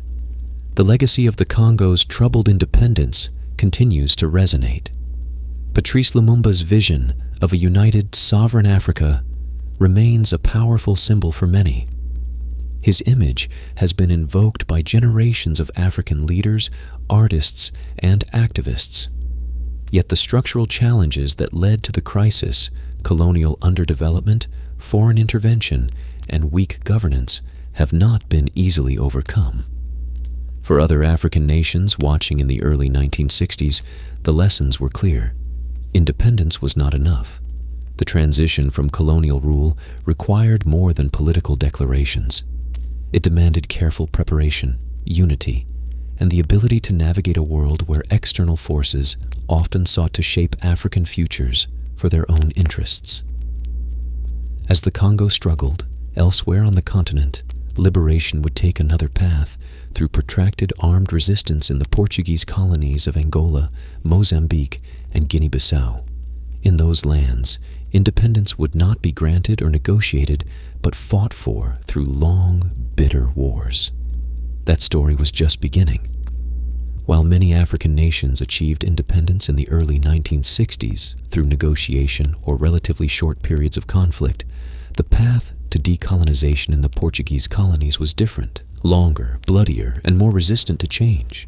Portugal, under the authoritarian Estado Novo regime, led first by Antonio de Oliveira Salazar and later by Marcelo Caetano, refused to accept the global momentum toward decolonization. The regime insisted that its African territories, Angola, Mozambique, and Guinea-Bissau, were not colonies, but integral parts of Portugal itself. This inflexibility led to some of the longest and most intense liberation wars in the African continent. The root of Portugal's resistance to decolonization lay in its political ideology. The Estado Novo dictatorship, established in the 1930s, promoted a vision of a multiracial Portuguese empire bound by cultural and spiritual unity. According to official propaganda, there was no Portuguese empire, only one Portugal spanning Europe, Africa, and Asia.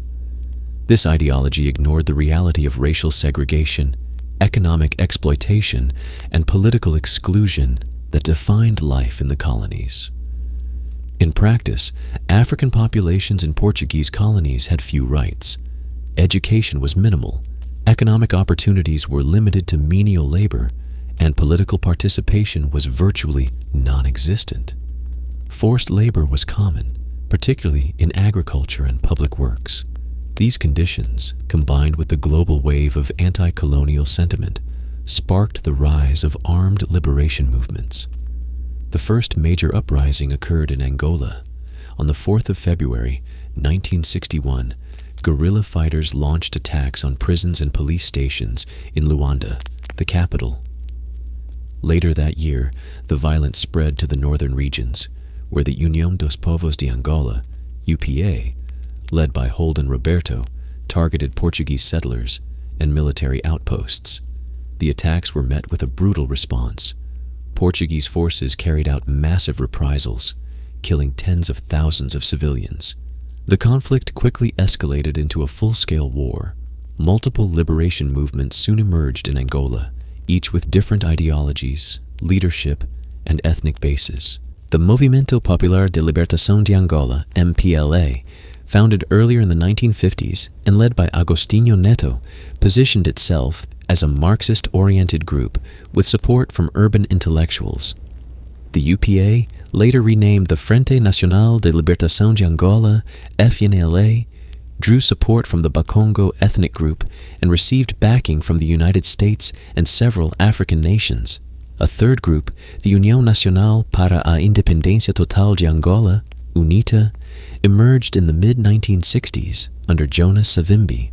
UNITA, rooted in the Ovimbundu population, would become a key player later in the conflict. These rivalries would deeply shape the post-independence period, but during the struggle against Portugal, they often operated in parallel, each conducting guerrilla warfare against colonial forces. In Guinea-Bissau, the war began with a different approach.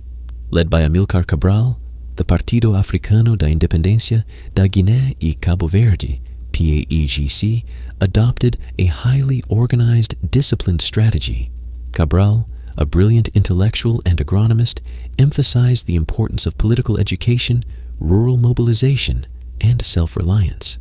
Unlike in Angola, where multiple factions competed, the PAIGC maintained unity and established liberated zones where they provided schools, healthcare, and local governance. By the late 1960s, the PAIGC had control over large parts of the countryside.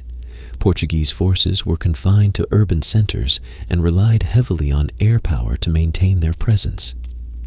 The war in Guinea-Bissau became a major embarrassment for Portugal as the PAIGC gained international support and recognition. In 1973, Cabral was assassinated, likely by elements within his own movement, but the PAIGC declared unilateral independence later that year. The declaration was recognized by dozens of countries around the world, even before the fall of the Portuguese regime.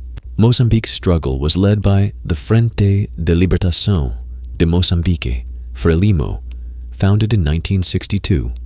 Frelimo was led by Eduardo Mondlane, a well-educated and pragmatic leader who sought to unify the various ethnic and regional groups within the country.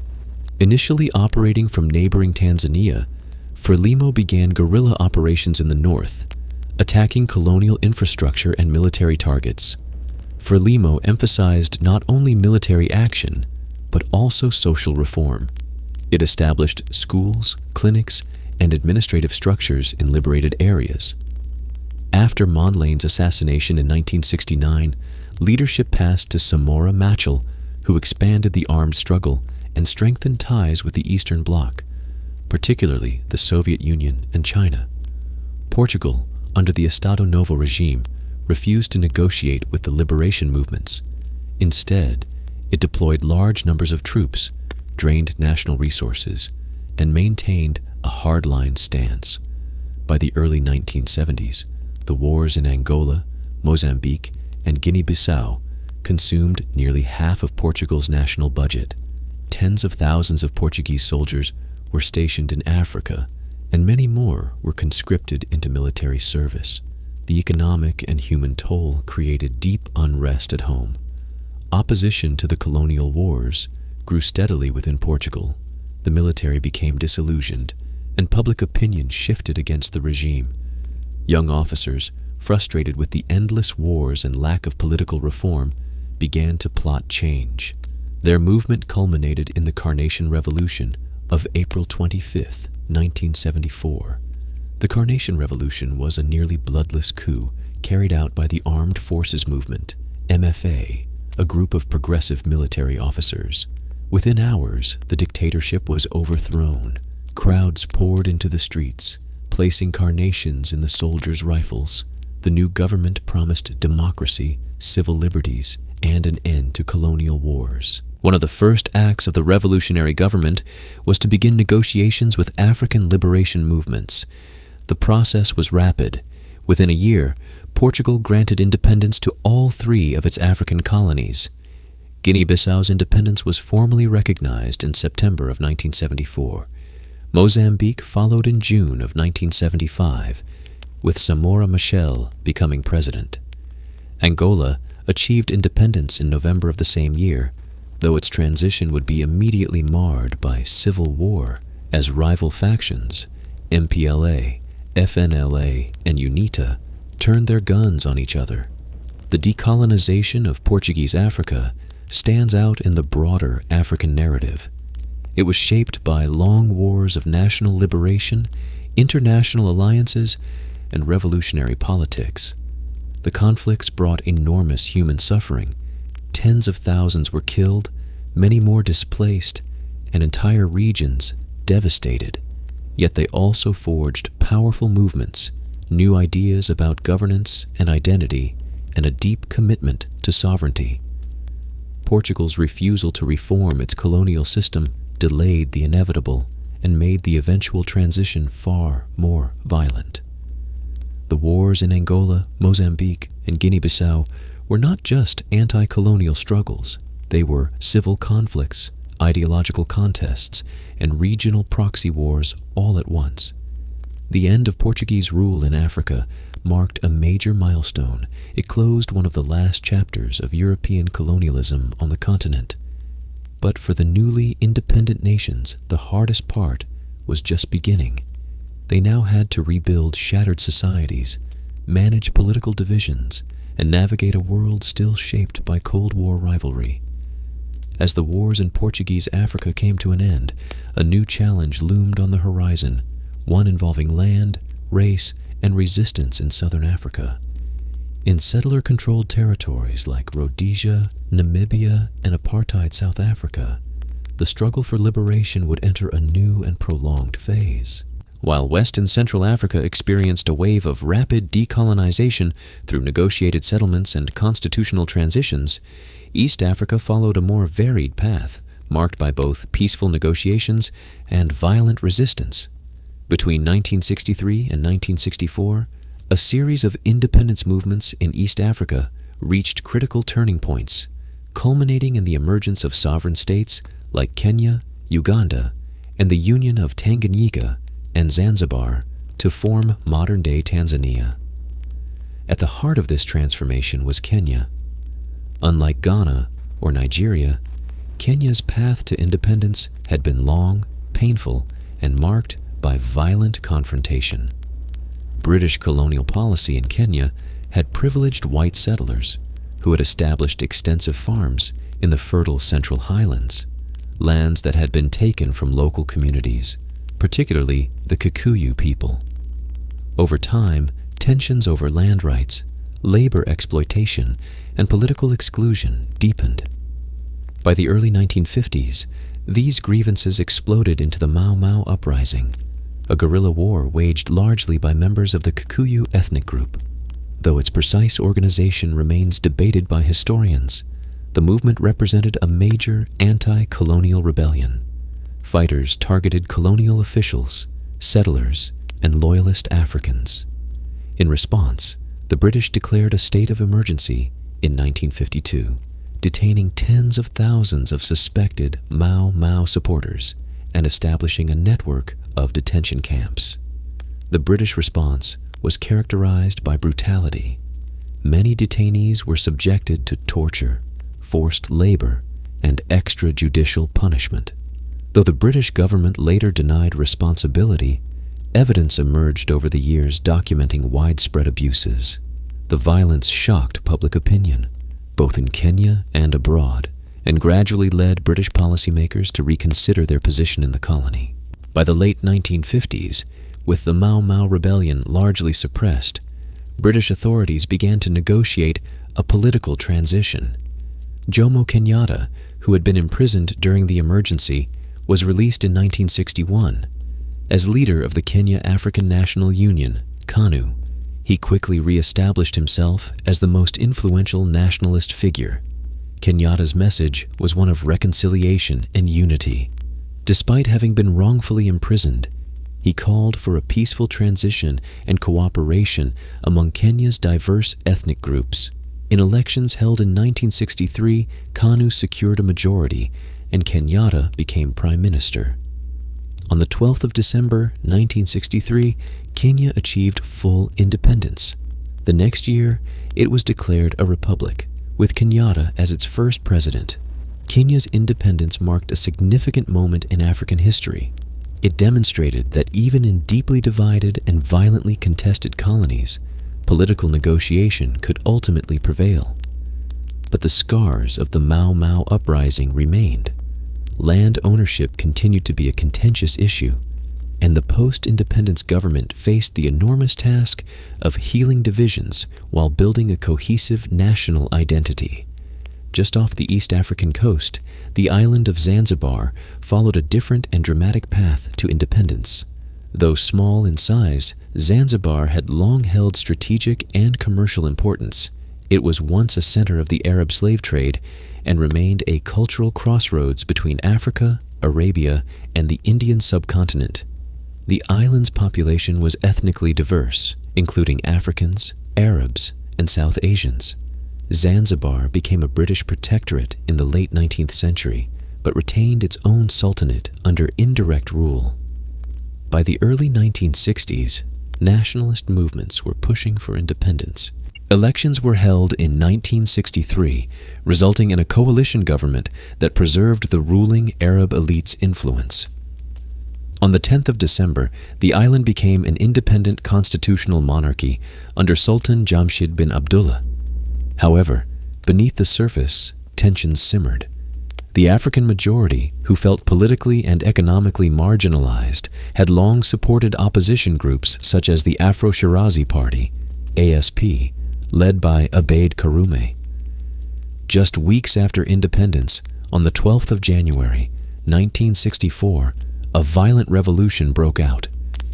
The ASP and allied forces, including the militant Umma Party, overthrew the Sultan in a swift and bloody uprising. The revolution led to the establishment of the People's Republic of Zanzibar, with Karume as its president. Hundreds of people, mostly from the Arab and South Asian communities, were killed or fled the island. The revolution was radical, sudden, and left deep cultural and social divisions. International observers, particularly in the West, viewed the Zanzibar revolution with alarm. Fears of communist influence quickly surfaced, especially as members of the new government established ties with the Eastern Bloc. The Cold War context made Zanzibar's sudden shift a subject of global scrutiny. To prevent further polarization and under significant pressure from neighboring states and global powers, Zanzibar soon entered negotiations with Tanganyika, a mainland territory that had achieved independence in December of 1961 under Julius Nyerere. Tanganyika's own path to independence had been notably peaceful. As a United Nations Trust territory under British administration, Tanganyika underwent a well-planned political transition. Julius Nyerere, leader of the Tanganyika African National Union, TANU, had advocated for gradual reform, nation-building, and African socialism. His reputation for humility and integrity helped to build public trust both at home and abroad. Under Nyerere's leadership, Tanganyika promoted unity across ethnic and regional lines, avoiding the tribal divisions that had plagued other post-colonial states. His vision of Ujamaa, or familyhood, emphasized collective responsibility, education, and rural development. Though its implementation would face challenges, Ujamaa formed the moral and ideological foundation of Tanganyika's post-independence politics. The Union of Tanganyika and Zanzibar took place in April of 1964. The new country was named the United Republic of Tanzania, combining the two names. Julius Nyerere became the president, and Abeid Karume became vice president, representing Zanzibar's interests within the Union. Tanzania's formation was a unique experiment in African unity. Two previously separate countries with different histories, ethnic compositions, and political cultures merged into a single sovereign state. The union helped to stabilize Zanzibar's revolutionary government and ensured that the island remained within the orbit of moderate African leadership rather than becoming a Cold War flashpoint. Elsewhere in East Africa, similar movements were taking shape. Uganda had achieved independence in October of 1962 under a federal arrangement. Milton Obote, leader of the Uganda People's Congress, UPC, became prime minister. The post-independence period was shaped by delicate negotiations between the central government and powerful traditional kingdoms, especially Buganda. While initially stable, these tensions would resurface later in the decade. In the Horn of Africa, Ethiopia, under Emperor Haile Selassie, continued to assert its independence, having never been colonized in the traditional sense. However, its annexation of Eritrea in the early 1960s set the stage for a prolonged conflict. Eritrean nationalists, angered by the loss of autonomy, began an armed struggle for independence that would continue for decades. Meanwhile, Somalia, which had gained independence in 1960 through the merger of British Somaliland and Italian Somaliland, faced its own challenges. Nationalist leaders aimed to create a Greater Somalia, incorporating Somali-speaking regions in neighboring Kenya, Ethiopia, and Djibouti. This ambition led to border tensions and regional instability, highlighting the unresolved legacies of colonial boundary making. The early 1960s marked an intense period of transformation in East Africa. In less than 2 years, multiple new nations emerged, each navigating a complex web of ethnic diversity, colonial legacies, and Cold War pressures. While some transitions were peaceful, others were violent or destabilizing. Yet, despite the differences, the central theme remained the same. Africans were now defining their own futures. The decolonization of East Africa added new dimensions to the broader continental story. It underscored the variety of paths to sovereignty and the importance of leadership, ideology, and regional cooperation. The union of Tanganyika and Zanzibar into Tanzania offered a rare example of voluntary state-building, while Kenya's post-rebellion transition demonstrated the potential for reconciliation. However, the region's independence did not bring an end to conflict. The question of how to govern diverse societies, manage expectations, and build just economies would dominate the post-colonial era. And in southern Africa, where settler colonial regimes still held power, the struggle for freedom was far from over. The final and most entrenched bastions of colonial rule were still to be challenged. By the mid-1960s, most of Africa had cast off colonial rule. Flags were raised, national anthems played, and new constitutions signed. But in the southern region of the continent, a different reality persisted. Here, white settler regimes remained deeply entrenched.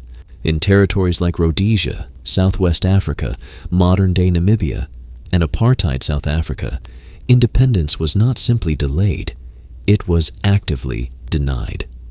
These settler colonies were not ordinary colonial holdings.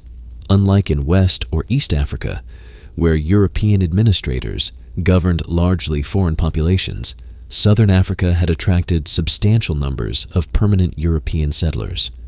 In many cases, these settlers had developed strong local identities, held significant political and economic power, and believed they had a right to remain dominant indefinitely. The result was a prolonged and bitter struggle where liberation was not negotiated, but fought for through diplomacy, international pressure, and armed resistance. The story of this resistance begins with southern Rhodesia, a British colony with a significant white minority population. Rhodesia had developed a semi-autonomous government under white leadership. In 1965, Prime Minister Ian Smith made a unilateral declaration of independence, UDI, from Britain, determined to preserve white minority rule despite mounting global opposition. The move was condemned internationally, but Smith's regime maintained control with the backing of its settler population and security forces. The African majority, represented by nationalist movements like the Zimbabwe African People's Union, ZAPU, and the Zimbabwe African National Union, ZNU, refused to accept this state of affairs. Led respectively by Joshua Nkomo and Robert Mugabe, these organizations began guerrilla campaigns against the Rhodesian government. Initially operating from exile bases in Zambia and Mozambique, their fighters carried out sabotage operations, ambushes, and political mobilization. Throughout the 1970s, the war escalated.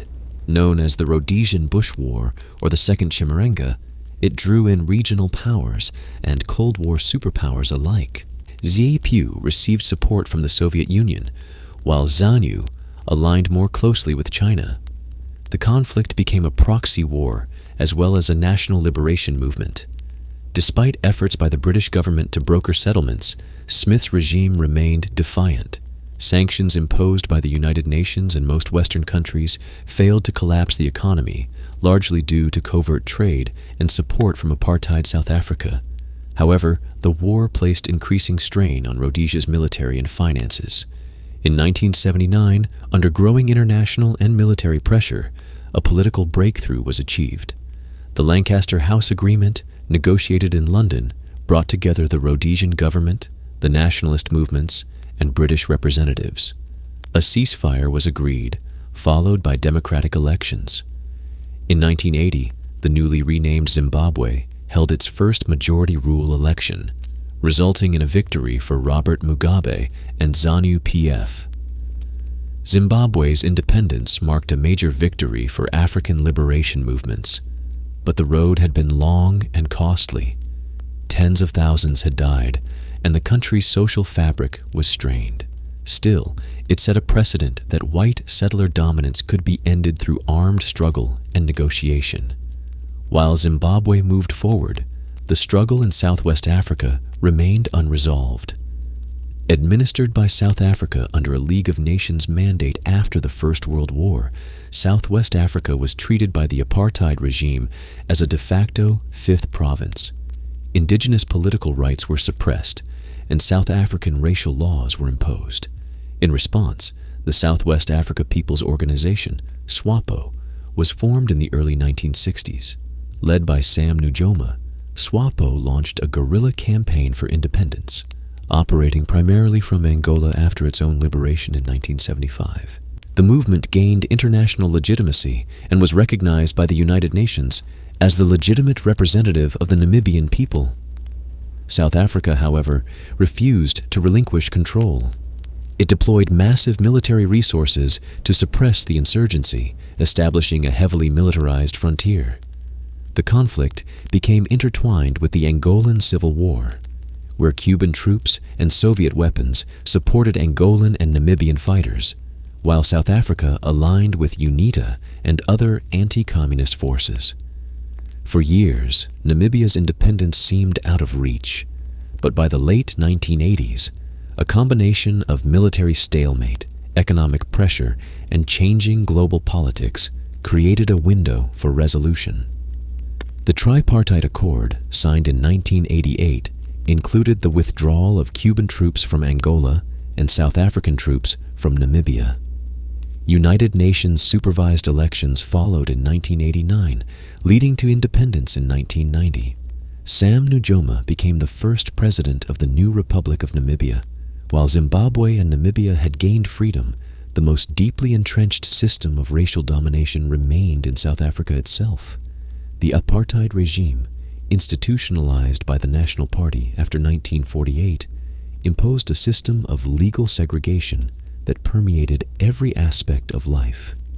Black South Africans were denied citizenship, land rights, political representation, and basic freedoms. Resistance to apartheid began long before the 1960s, but it intensified during the decades of African decolonization. The African National Congress, ANC, founded in the early 20th century, led the opposition, joined later by groups like the Pan-Africanist Congress, PAC. Initially committed to nonviolent protest, the ANC shifted strategy after the Sharpeville massacre in 1960, where police killed dozens of peaceful demonstrators. In the wake of Sharpeville, the ANC formed its armed wing, Umkhonto we Sizwe, co-founded by Nelson Mandela. Mandela and other leaders were arrested and imprisoned for decades, becoming symbols of the broader struggle. Meanwhile, the apartheid regime banned opposition parties, censored the press, and expanded its security apparatus. Despite this repression, resistance persisted.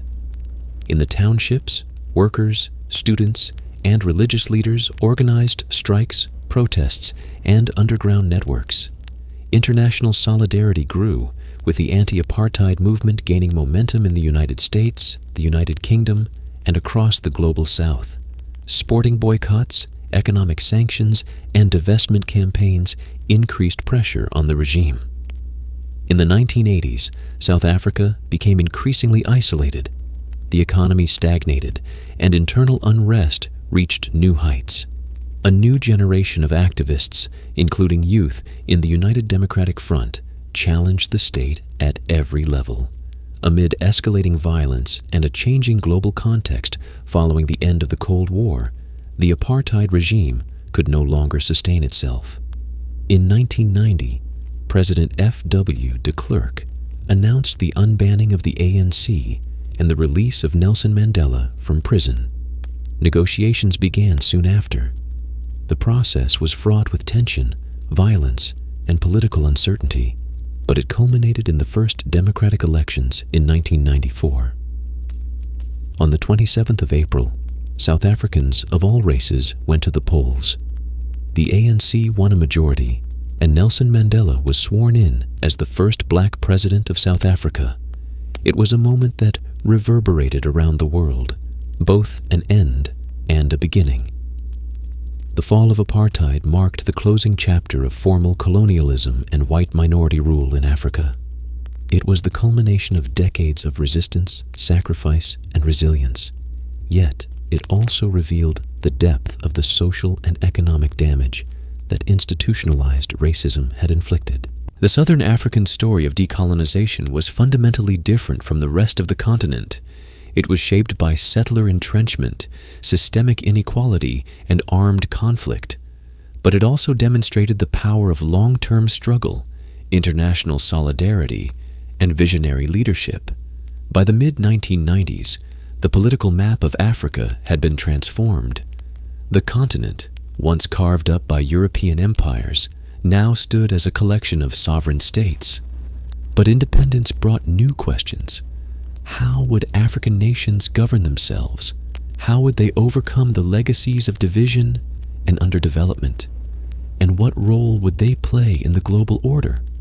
While much of Africa's decolonization story followed a north-south or east-west axis, the Horn of Africa presented a more complex and fragmented picture. Unlike many other parts of the continent, the region featured a mix of colonial powers, contested borders, and ancient sovereignties. Ethiopia, one of the few African countries to resist full colonization, stood side by side with territories long controlled by the British and Italians. Here, the story of decolonization did not begin or end with a formal handover of power.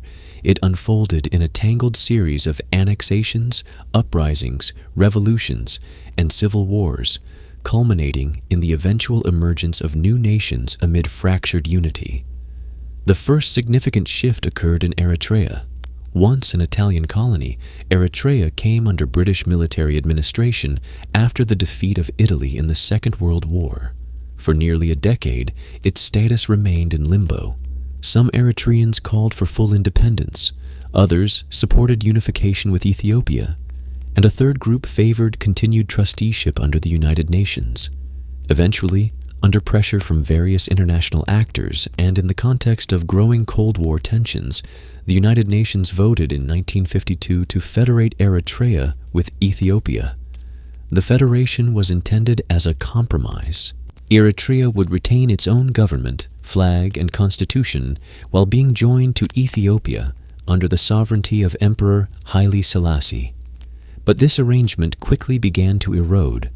The Ethiopian imperial government moved to centralize power, dissolving Eritrea's institutions and suppressing political dissent.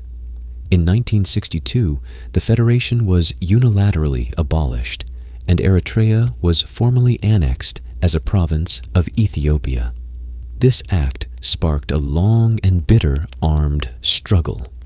The Eritrean Liberation Front, ELF, was formed in the early 1960s and began a guerrilla war against Ethiopian forces. The conflict was rooted not only in national identity, but also in resentment over economic marginalization and cultural repression. In time, the ELF would be joined and eventually overtaken by the Eritrean People's Liberation Front, EPLF, a more disciplined and ideologically Marxist-oriented movement. Meanwhile, Ethiopia itself underwent a major transformation. For centuries, the Ethiopian monarchy had been one of Africa's oldest political institutions. Haile Selassie, emperor since the early 1930s, had resisted Italian invasion, participated in the League of Nations, and played a prominent role in Pan-African diplomacy. But beneath the surface, his regime was under strain. In the early 1970s, a combination of factors destabilized Ethiopia. Widespread poverty, rural famine, corruption, and political repression provoked growing discontent. The 1973 famine, in particular, revealed the deep failures of the imperial administration and triggered popular outrage. The final blow came from within the military. In 1974, a group of junior officers, known as the Derg, overthrew Haile Selassie in a coup. The emperor, once revered, was arrested and later died under suspicious circumstances. The monarchy was abolished, and the Derg declared Ethiopia a socialist state. Led initially by General Aman Andom and later by Colonel Mengistu Haile Mariam, the regime quickly moved to consolidate power. Mengistu's rule was marked by sweeping reforms and brutal repression. Land reform programs redistributed property, often violently. Political opposition was crushed through purges, imprisonments, and executions. The Red Terror campaign of the late 1970s targeted suspected enemies of the state, resulting in thousands of deaths. At the same time, the Derg inherited the war in Eritrea and faced new rebellions elsewhere.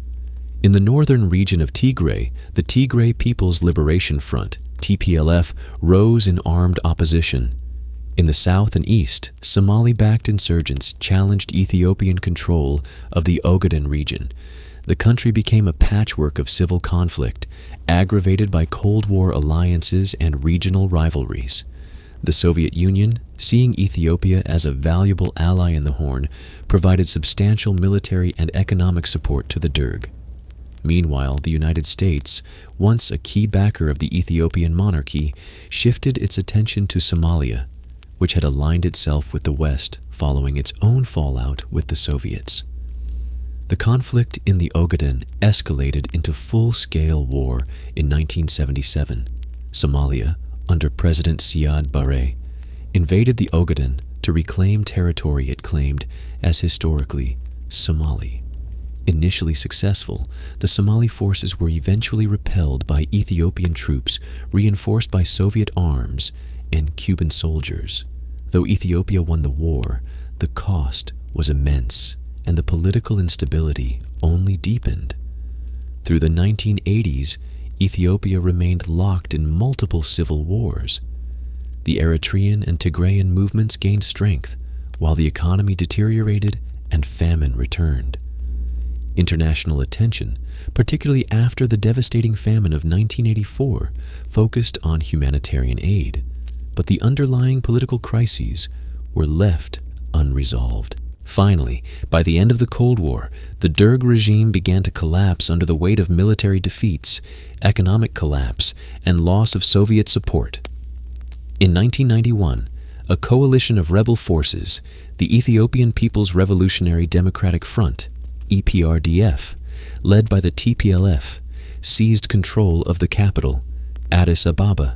Mengistu fled the country, and the Derg came to an end. In the aftermath, the new Ethiopian government, led by Meles Zenawi, recognized the need to address the Eritrean question. A referendum was held in Eritrea under international supervision in 1993. The vote was overwhelmingly in favor of independence. Eritrea became a sovereign state, with Isaias Afwerki as its first president. This moment marked the culmination of one of Africa's longest liberation struggles. Eritrea had achieved what many considered impossible, independence after more than 3 decades of war against one of the most powerful armies in sub-Saharan Africa. The country was welcomed into the African Union and the United Nations. However, the legacy of conflict and centralization would continue to shape both Ethiopia and Eritrea. The two nations remained at odds over border issues, culminating in another war from 1998 to 2000. The Horn of Africa remained a region marked by contested identities, fragile borders, and cycles of violence. Elsewhere in the Horn, Somalia also followed a troubled path after decolonization. Having united British Somaliland and Italian Somaliland in 1960, the country embarked on an ambitious state-building project. But the military dictatorship of Siad Barre, internal clan rivalries, and the failure of a centralized political model led to state collapse by the early 1990s. The resulting vacuum would spark decades of conflict, foreign intervention, and humanitarian crises. The decolonization of the Horn of Africa thus offers a stark contrast to the more orderly transitions seen elsewhere on the continent. In this region, liberation movements often doubled as civil wars, and independence was frequently entangled with revolution, ideology, and international geopolitics.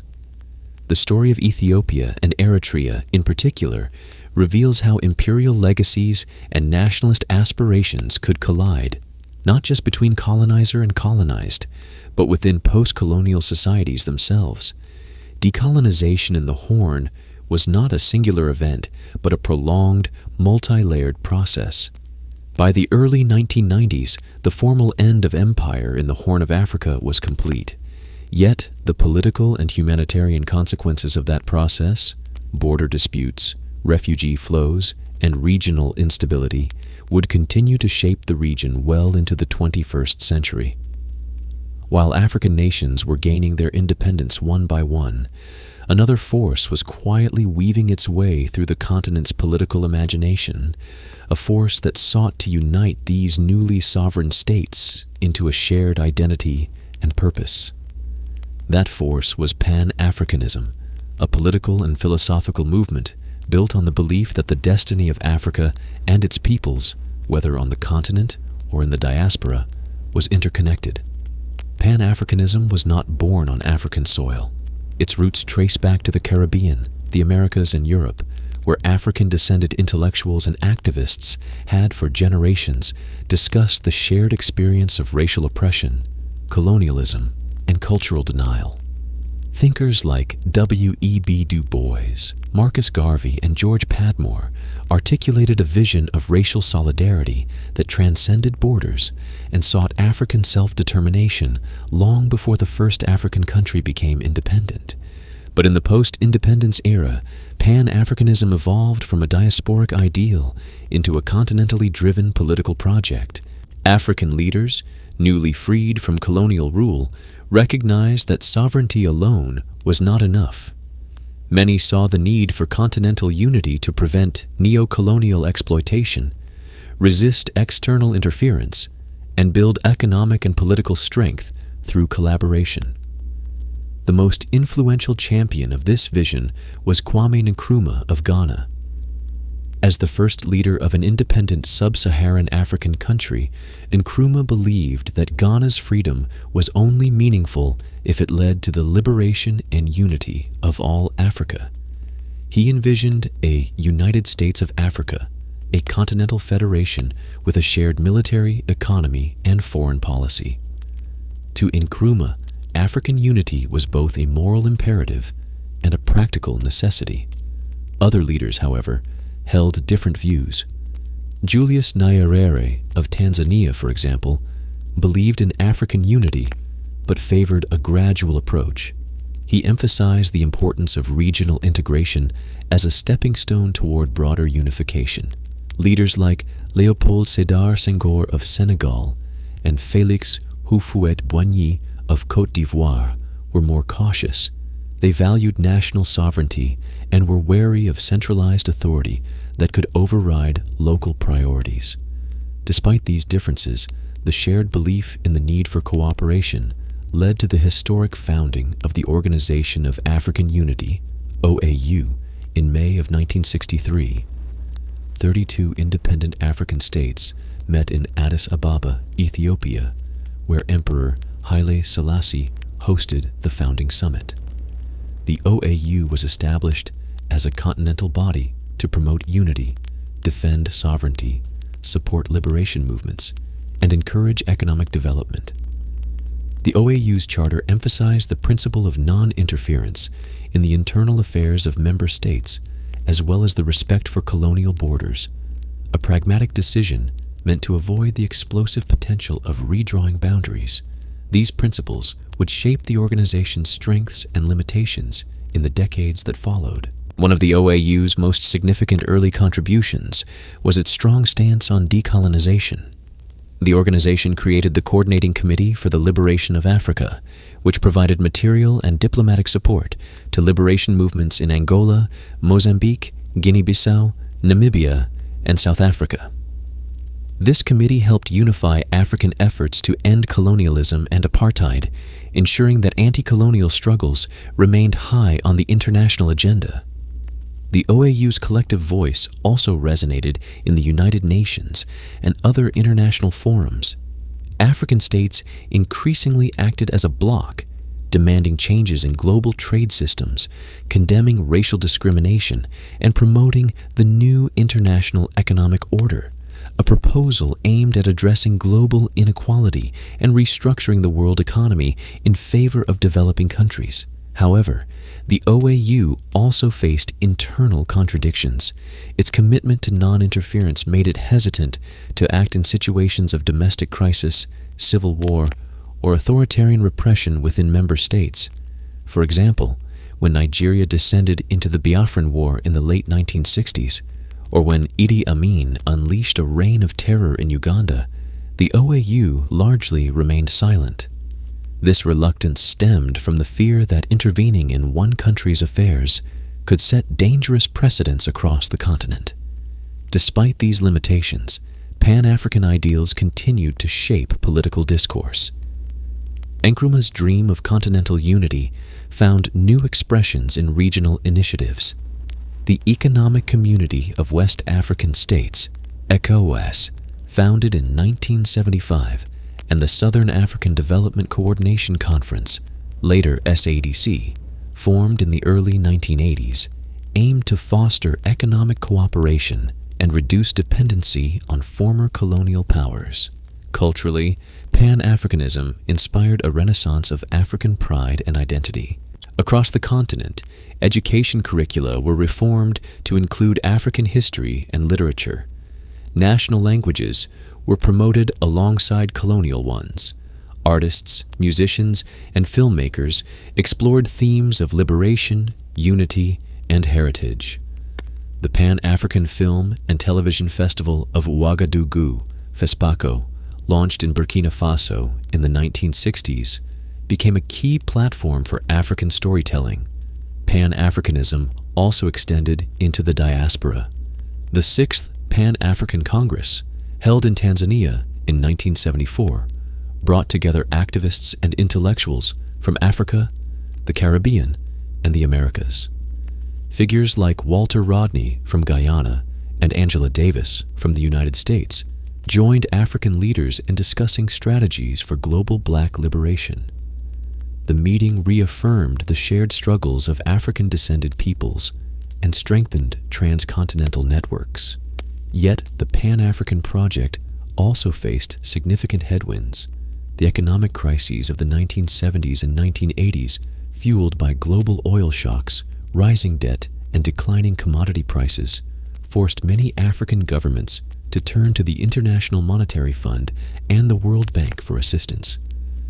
These institutions imposed structural adjustment programs that prioritized privatization, spending cuts, and market liberalization, policies that undermined public services and deepened inequality. As governments struggled to maintain legitimacy, nationalism often took precedence over Pan-African solidarity. Border disputes, ethnic tensions, and political rivalries further fractured regional unity. In many cases, leaders who once championed Pan-African ideals became preoccupied with holding onto power, sidelining continental cooperation in favor of domestic control. Still, the legacy of Pan-Africanism endured. The flags, anthems, and Independence Day celebrations across the continent owed much to the shared vision of African dignity and sovereignty. The very idea of Africa as a political and cultural whole, rather than a geographic expression divided by colonial lines, was one of Pan-Africanism's enduring contributions. By the late 1980s, the limitations of the OAU had become apparent, but so had the need for renewed unity. As Cold War rivalries began to fade and the global political order shifted, African leaders started to imagine a new kind of continental organization, one that could address the challenges of globalization, peacekeeping, and economic integration more effectively. That future would arrive in the early 21st century with the birth of the African Union, a reformed and more ambitious successor to the OAU. But the foundations of that vision were laid in the era of Pan-African awakening. In the speeches of Nkrumah, the debates in Addis Ababa, and the struggles of liberation movements that believed Africa could only be free if it stood together. As African nations gained formal independence throughout the 1960s and 1970s, they entered a world already divided. The Cold War between the United States and the Soviet Union, although driven by ideological rivalry in Europe and Asia, quickly extended its reach into Africa. The continent, newly free from colonial domination, became a major stage for proxy conflicts, ideological influence, and strategic maneuvering. In this new geopolitical contest, many African governments were forced to navigate a dangerous landscape, seeking development and stability while managing pressures from rival superpowers, former colonial rulers, and internal dissent. The result was a series of crises, wars, and foreign entanglements that often undermined the very sovereignty African nations had recently achieved. The promise of independence, while real, was repeatedly tested by external manipulation and internal contradictions. This era marked the rise of what would later be called neocolonialism, a condition in which the formal structures of empire had ended, but the realities of foreign influence, economic dependency, and political subservience continued to shape African destinies. One of the earliest and most dramatic Cold War interventions in Africa occurred in the Congo. As explored previously, the Belgian Congo descended into crisis immediately after its rushed independence in 1960. The assassination of Patrice Lumumba, who had turned to the Soviet Union for assistance, was not merely a domestic tragedy. It was also a clear example of how Cold War calculations overrode African self-determination. Lumumba's removal, with the involvement of Western powers and Belgian operatives, set a precedent for how the Cold War would unfold on African soil. In the following years, both superpowers worked to expand their influence across the continent. The United States, driven by fears of communist expansion, supported a range of anti-communist regimes, regardless of their democratic credentials. Military aid, intelligence support, and economic assistance were extended to governments willing to align with Western interests.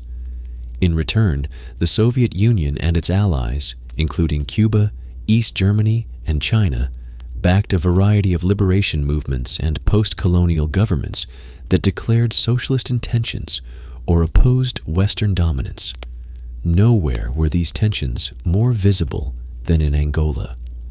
Following the Portuguese withdrawal in 1975, Angola's independence descended into immediate civil war among three competing factions: the MPLA, backed by the Soviet Union, and Cuba, UNITA, supported by the United States and South Africa, and the FNLA, which also received U.S. and regional support.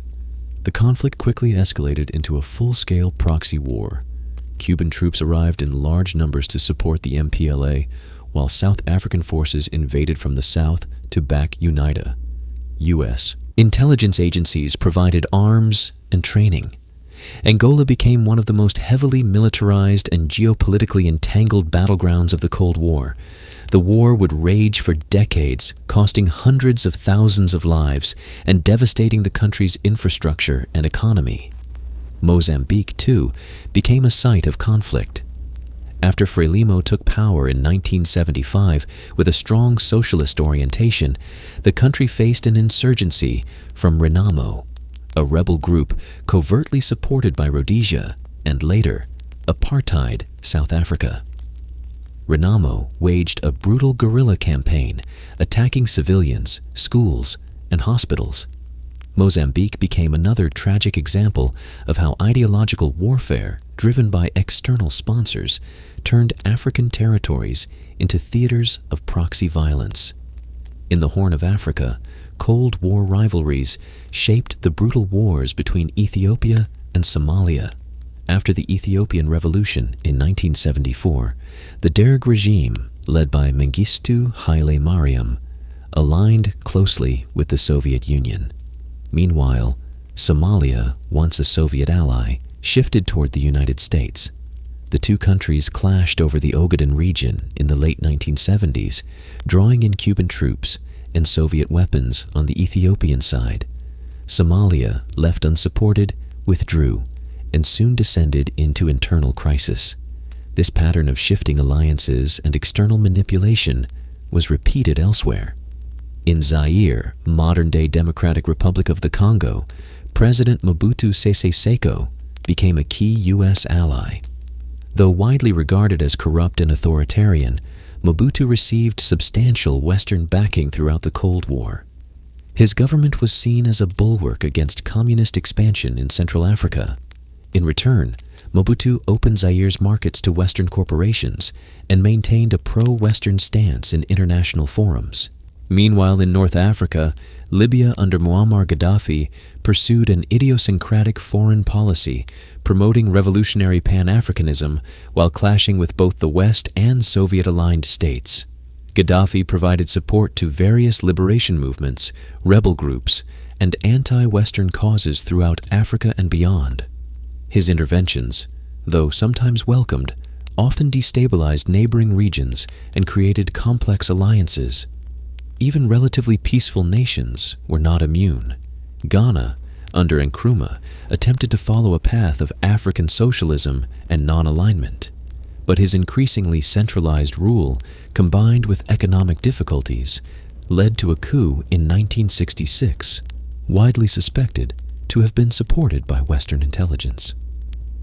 Nkrumah's removal marked a turning point as several other African governments with progressive or left-leaning policies faced similar destabilization.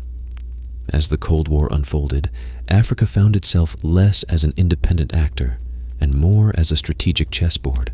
Superpower competition deepened divisions, armed conflicts intensified, and authoritarianism flourished under the cover of ideological alignment.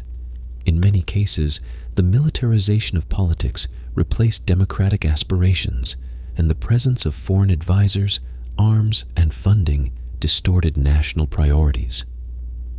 The economic impact of this period was equally damaging.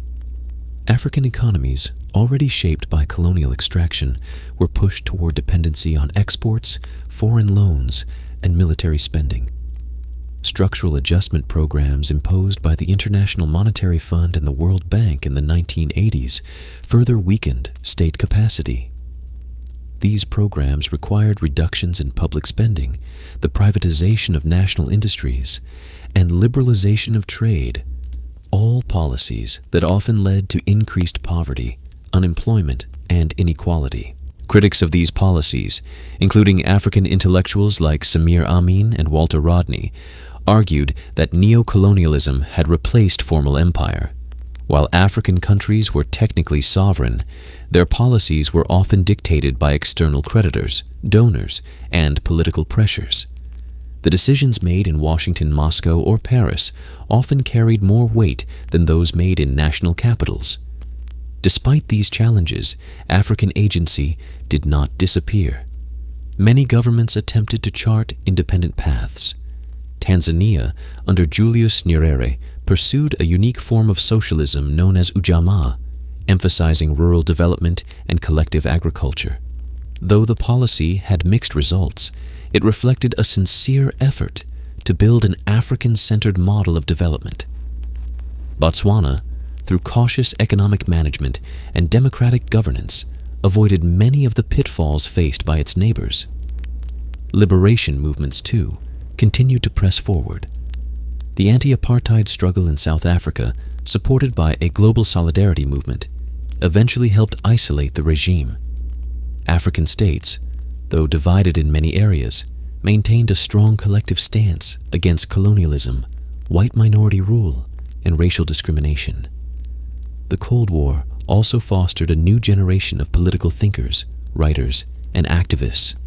Figures like Thomas Sankara in Burkina Faso, Amilcar Cabral in Guinea-Bissau, and Steve Biko in South Africa articulated visions of African liberation that went beyond political sovereignty to include cultural renewal, economic justice, and human dignity. By the end of the 1980s, the Cold War began to unravel. The Soviet Union weakened, the Berlin Wall fell, and global politics entered a new phase. For Africa, this shift brought both opportunity and uncertainty. The end of superpower rivalry reduced external interference in some areas, but it also removed a source of strategic leverage for many African states. Without the backing of either bloc, governments were now more exposed to global market pressures, domestic dissatisfaction, and demands for democratization. Some responded with reforms, others clung to power. But across the continent, it was increasingly clear that the end of the Cold War would mark the beginning of a new post-liberation era. In retrospect, the Cold War period exposed the fragility of African independence. It revealed how quickly new sovereignties could be compromised by external agendas and how deeply the structures of colonialism had shaped Africa's place in the global order. But it also demonstrated the resilience of African peoples and their continued struggle to assert control over their futures. As the continent emerged from this period, a new set of questions came into focus. What did independence really mean if economies remained dependent? Could democracy survive in systems built for control? And how could African unity be reimagined in a world no longer divided into East and West, but increasingly shaped by globalization, technology, and inequality? As the sun began to set on the era of formal empire across Africa, a new challenge emerged, one that would prove just as difficult, if not more so, than winning independence. The post-colonial period, stretching from the mid-1970s through the end of the 20th century, revealed the complexity of building functioning states on the foundations left behind by empire.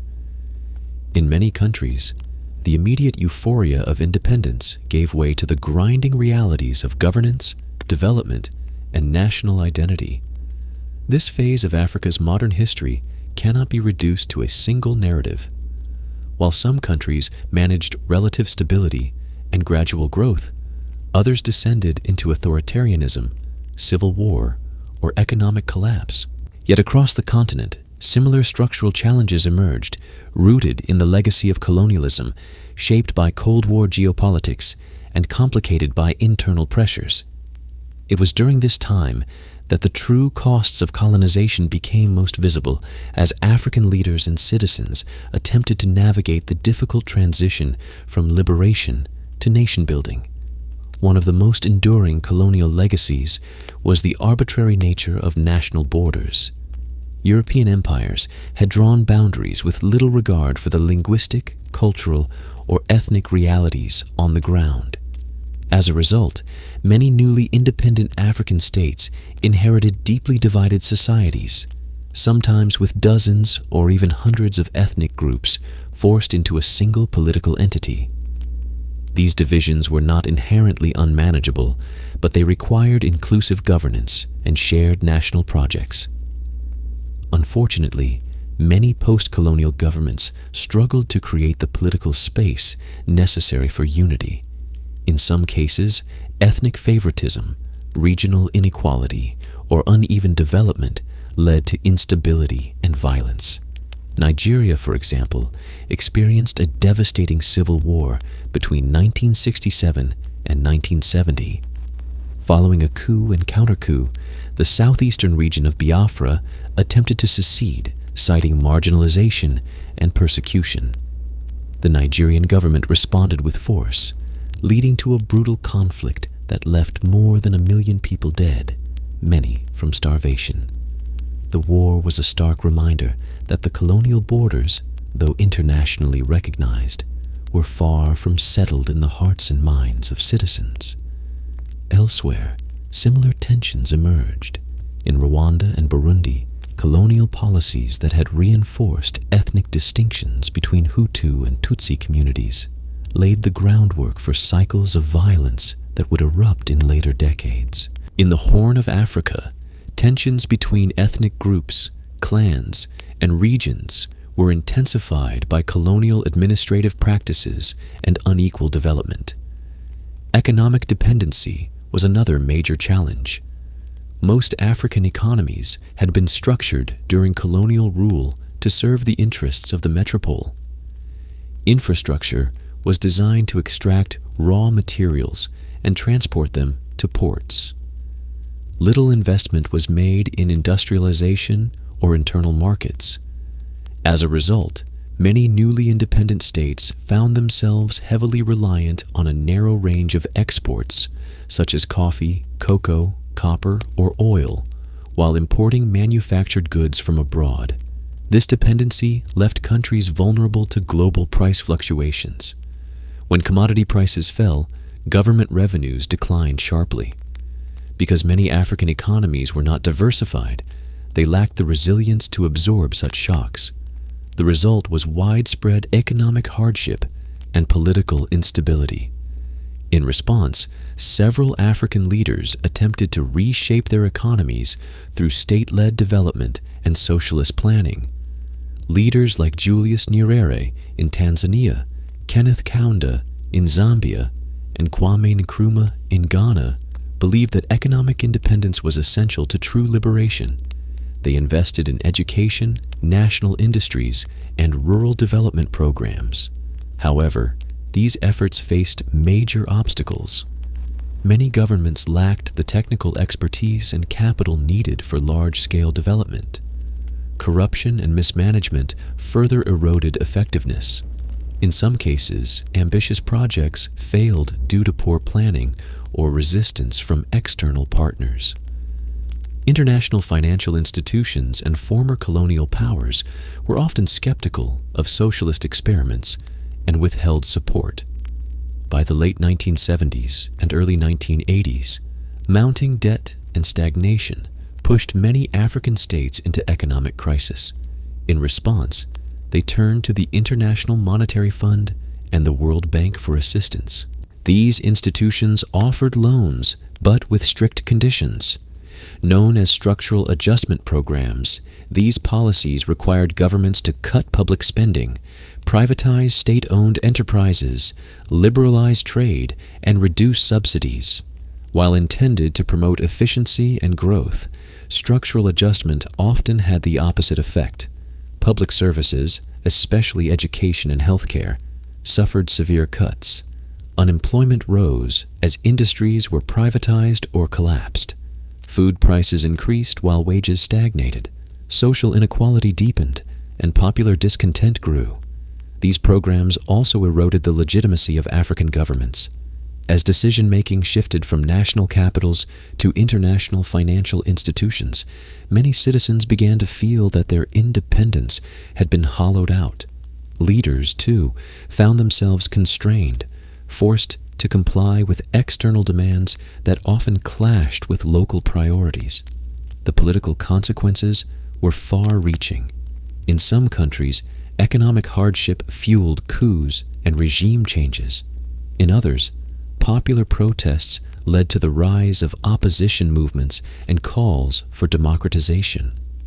The late 1980s saw a wave of political reform across Africa, driven by both internal activism and external pressure. In Benin, Zambia, and Malawi, multi-party elections replaced long-standing single-party rule. In Ghana, military ruler Jerry Rawlings transitioned to an elected president. In South Africa, the end of apartheid opened the door to democracy. While not universal or smooth, this period marked a significant shift toward political pluralism. Still, democracy remained fragile. In several cases, elections were marred by irregularities, violence, or manipulation. Authoritarian regimes adapted to the new environment by adopting democratic language while retaining control through patronage, repression, or legal barriers. The rise of hybrid regimes, where democratic forms coexist with autocratic substance, became a defining feature of the post-Cold War African landscape. Corruption also became a major obstacle. Some post-independence leaders accumulated enormous personal wealth while neglecting public welfare. In countries like Zaire, under Mobutu Sese Seko, state resources were siphoned off to maintain patronage networks and personal enrichment. Foreign companies and governments often turned a blind eye so long as their strategic or commercial interests were protected. Yet even in this challenging context, African resilience persisted. Civil society organizations, trade unions, student groups, and local communities pushed back against authoritarianism and economic injustice. African writers, artists, and filmmakers documented the struggles of everyday life, critiqued the failures of leadership, and reimagined the continent's future. One of the most striking shifts during this period was the rise of Pan-African cultural identity. From Lagos to Nairobi, Dakar to Johannesburg, new generations of Africans embraced shared experiences rooted in music, fashion, literature, and history. Festivals, conferences, and publications fostered dialogue across borders, reminding people that Africa's strength lay not only in its diversity, but in its solidarity. Meanwhile, efforts to deepen regional cooperation continued. Organizations like the Economic Community of West African States and the Southern African Development Community promoted trade, security, and integration. Though often hampered by political disagreements or funding gaps, these initiatives reflected an enduring commitment to African solutions for African problems. The post-colonial period was not a straightforward narrative of failure, as some critics have claimed. It was a period of trial, experimentation, and learning. African states had been handed the reins of nations often designed to extract rather than develop, to divide rather than unify. Under such conditions, mistakes were inevitable, but so too were moments of brilliance, innovation, and courage. By the end of the 20th century, Africa stood at a crossroads. The formal empire was gone, but the legacy of colonialism remained deeply embedded in institutions, economies, and international systems. The question now was not whether Africa was free, but what freedom would mean in the 21st century. By the final decade of the 20th century, the map of Africa had nearly completed its transformation. The great wave of decolonization that had begun in the late 1950s had swept across the continent, dismantling colonial rule and reshaping political sovereignty. Yet, even as most African states celebrated decades of independence, a few final chapters remained unfinished. Some territories still struggled under foreign control or internal colonial structures, and new questions emerged about what it meant to fully complete the decolonization process. The last formal acts of African decolonization took place during the 1990s. These were not isolated events, but deeply intertwined with global shifts, especially the end of the Cold War, the fall of apartheid, and changing norms in international law and diplomacy. This final phase was not simply about the lowering of colonial flags. It involved prolonged negotiations, armed resistance, international mediation, and a growing demand for not only political freedom, but historical justice. One of the last major cases of formal decolonization occurred in Namibia. As discussed in earlier sections, Namibia had been ruled by South Africa since the end of the First World War under a League of Nations mandate. When the United Nations replaced the League, it revoked South Africa's mandate, but the apartheid government continued to control Namibia in defiance of international law. Over the decades, Namibians, led by the Southwest Africa People's Organization, SWAPO, waged a prolonged liberation struggle. SWAPO, formed in the early 1960s under the leadership of Sam Nujoma, began as a political movement but soon took up arms. Operating from bases in neighboring Angola and Zambia, the group engaged in guerrilla warfare against South African forces, which responded with heavy militarization and brutal counterinsurgency tactics. The Namibian War for Independence became deeply entangled with the Cold War, especially after Angola's own independence. With Cuban troops fighting in Angola and South Africa aligning with UNITA rebels, Namibia's fate was caught in a regional and global conflict. But by the late 1980s, the political landscape began to shift. The decline of Soviet influence, combined with pressure from the United Nations and the United States, created an opening for negotiation. In 1988, the Tripartite Accord was signed by Angola, Cuba, and South Africa. It paved the way for the withdrawal of Cuban troops from Angola and South African troops from Namibia. The United Nations launched a peacekeeping mission to oversee the transition. In 1989, Namibia held its first free elections. SWAPO won a majority, and in March of 1990, Namibia became an independent nation, with Sam Nujoma as its first president. Namibia's independence marked the near completion of Africa's territorial liberation from formal colonial rule. But the most symbolic and emotionally resonant act of decolonization was still to come. South Africa. The apartheid regime in South Africa had for decades represented the most enduring and institutionalized form of racial domination on the continent. While technically independent from colonial powers, the system of white minority rule functioned as an internal colonialism. The majority black population was denied citizenship, segregated from economic and political life, and subjected to systematic repression. Resistance to apartheid had existed from the beginning, but in the latter half of the 20th century, the struggle became global.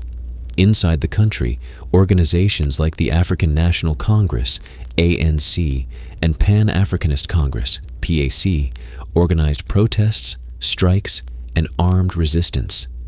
Leaders like Nelson Mandela, Walter Sisulu, and Oliver Tambo became symbols of the broader liberation movement, even as many were imprisoned, exiled, or killed.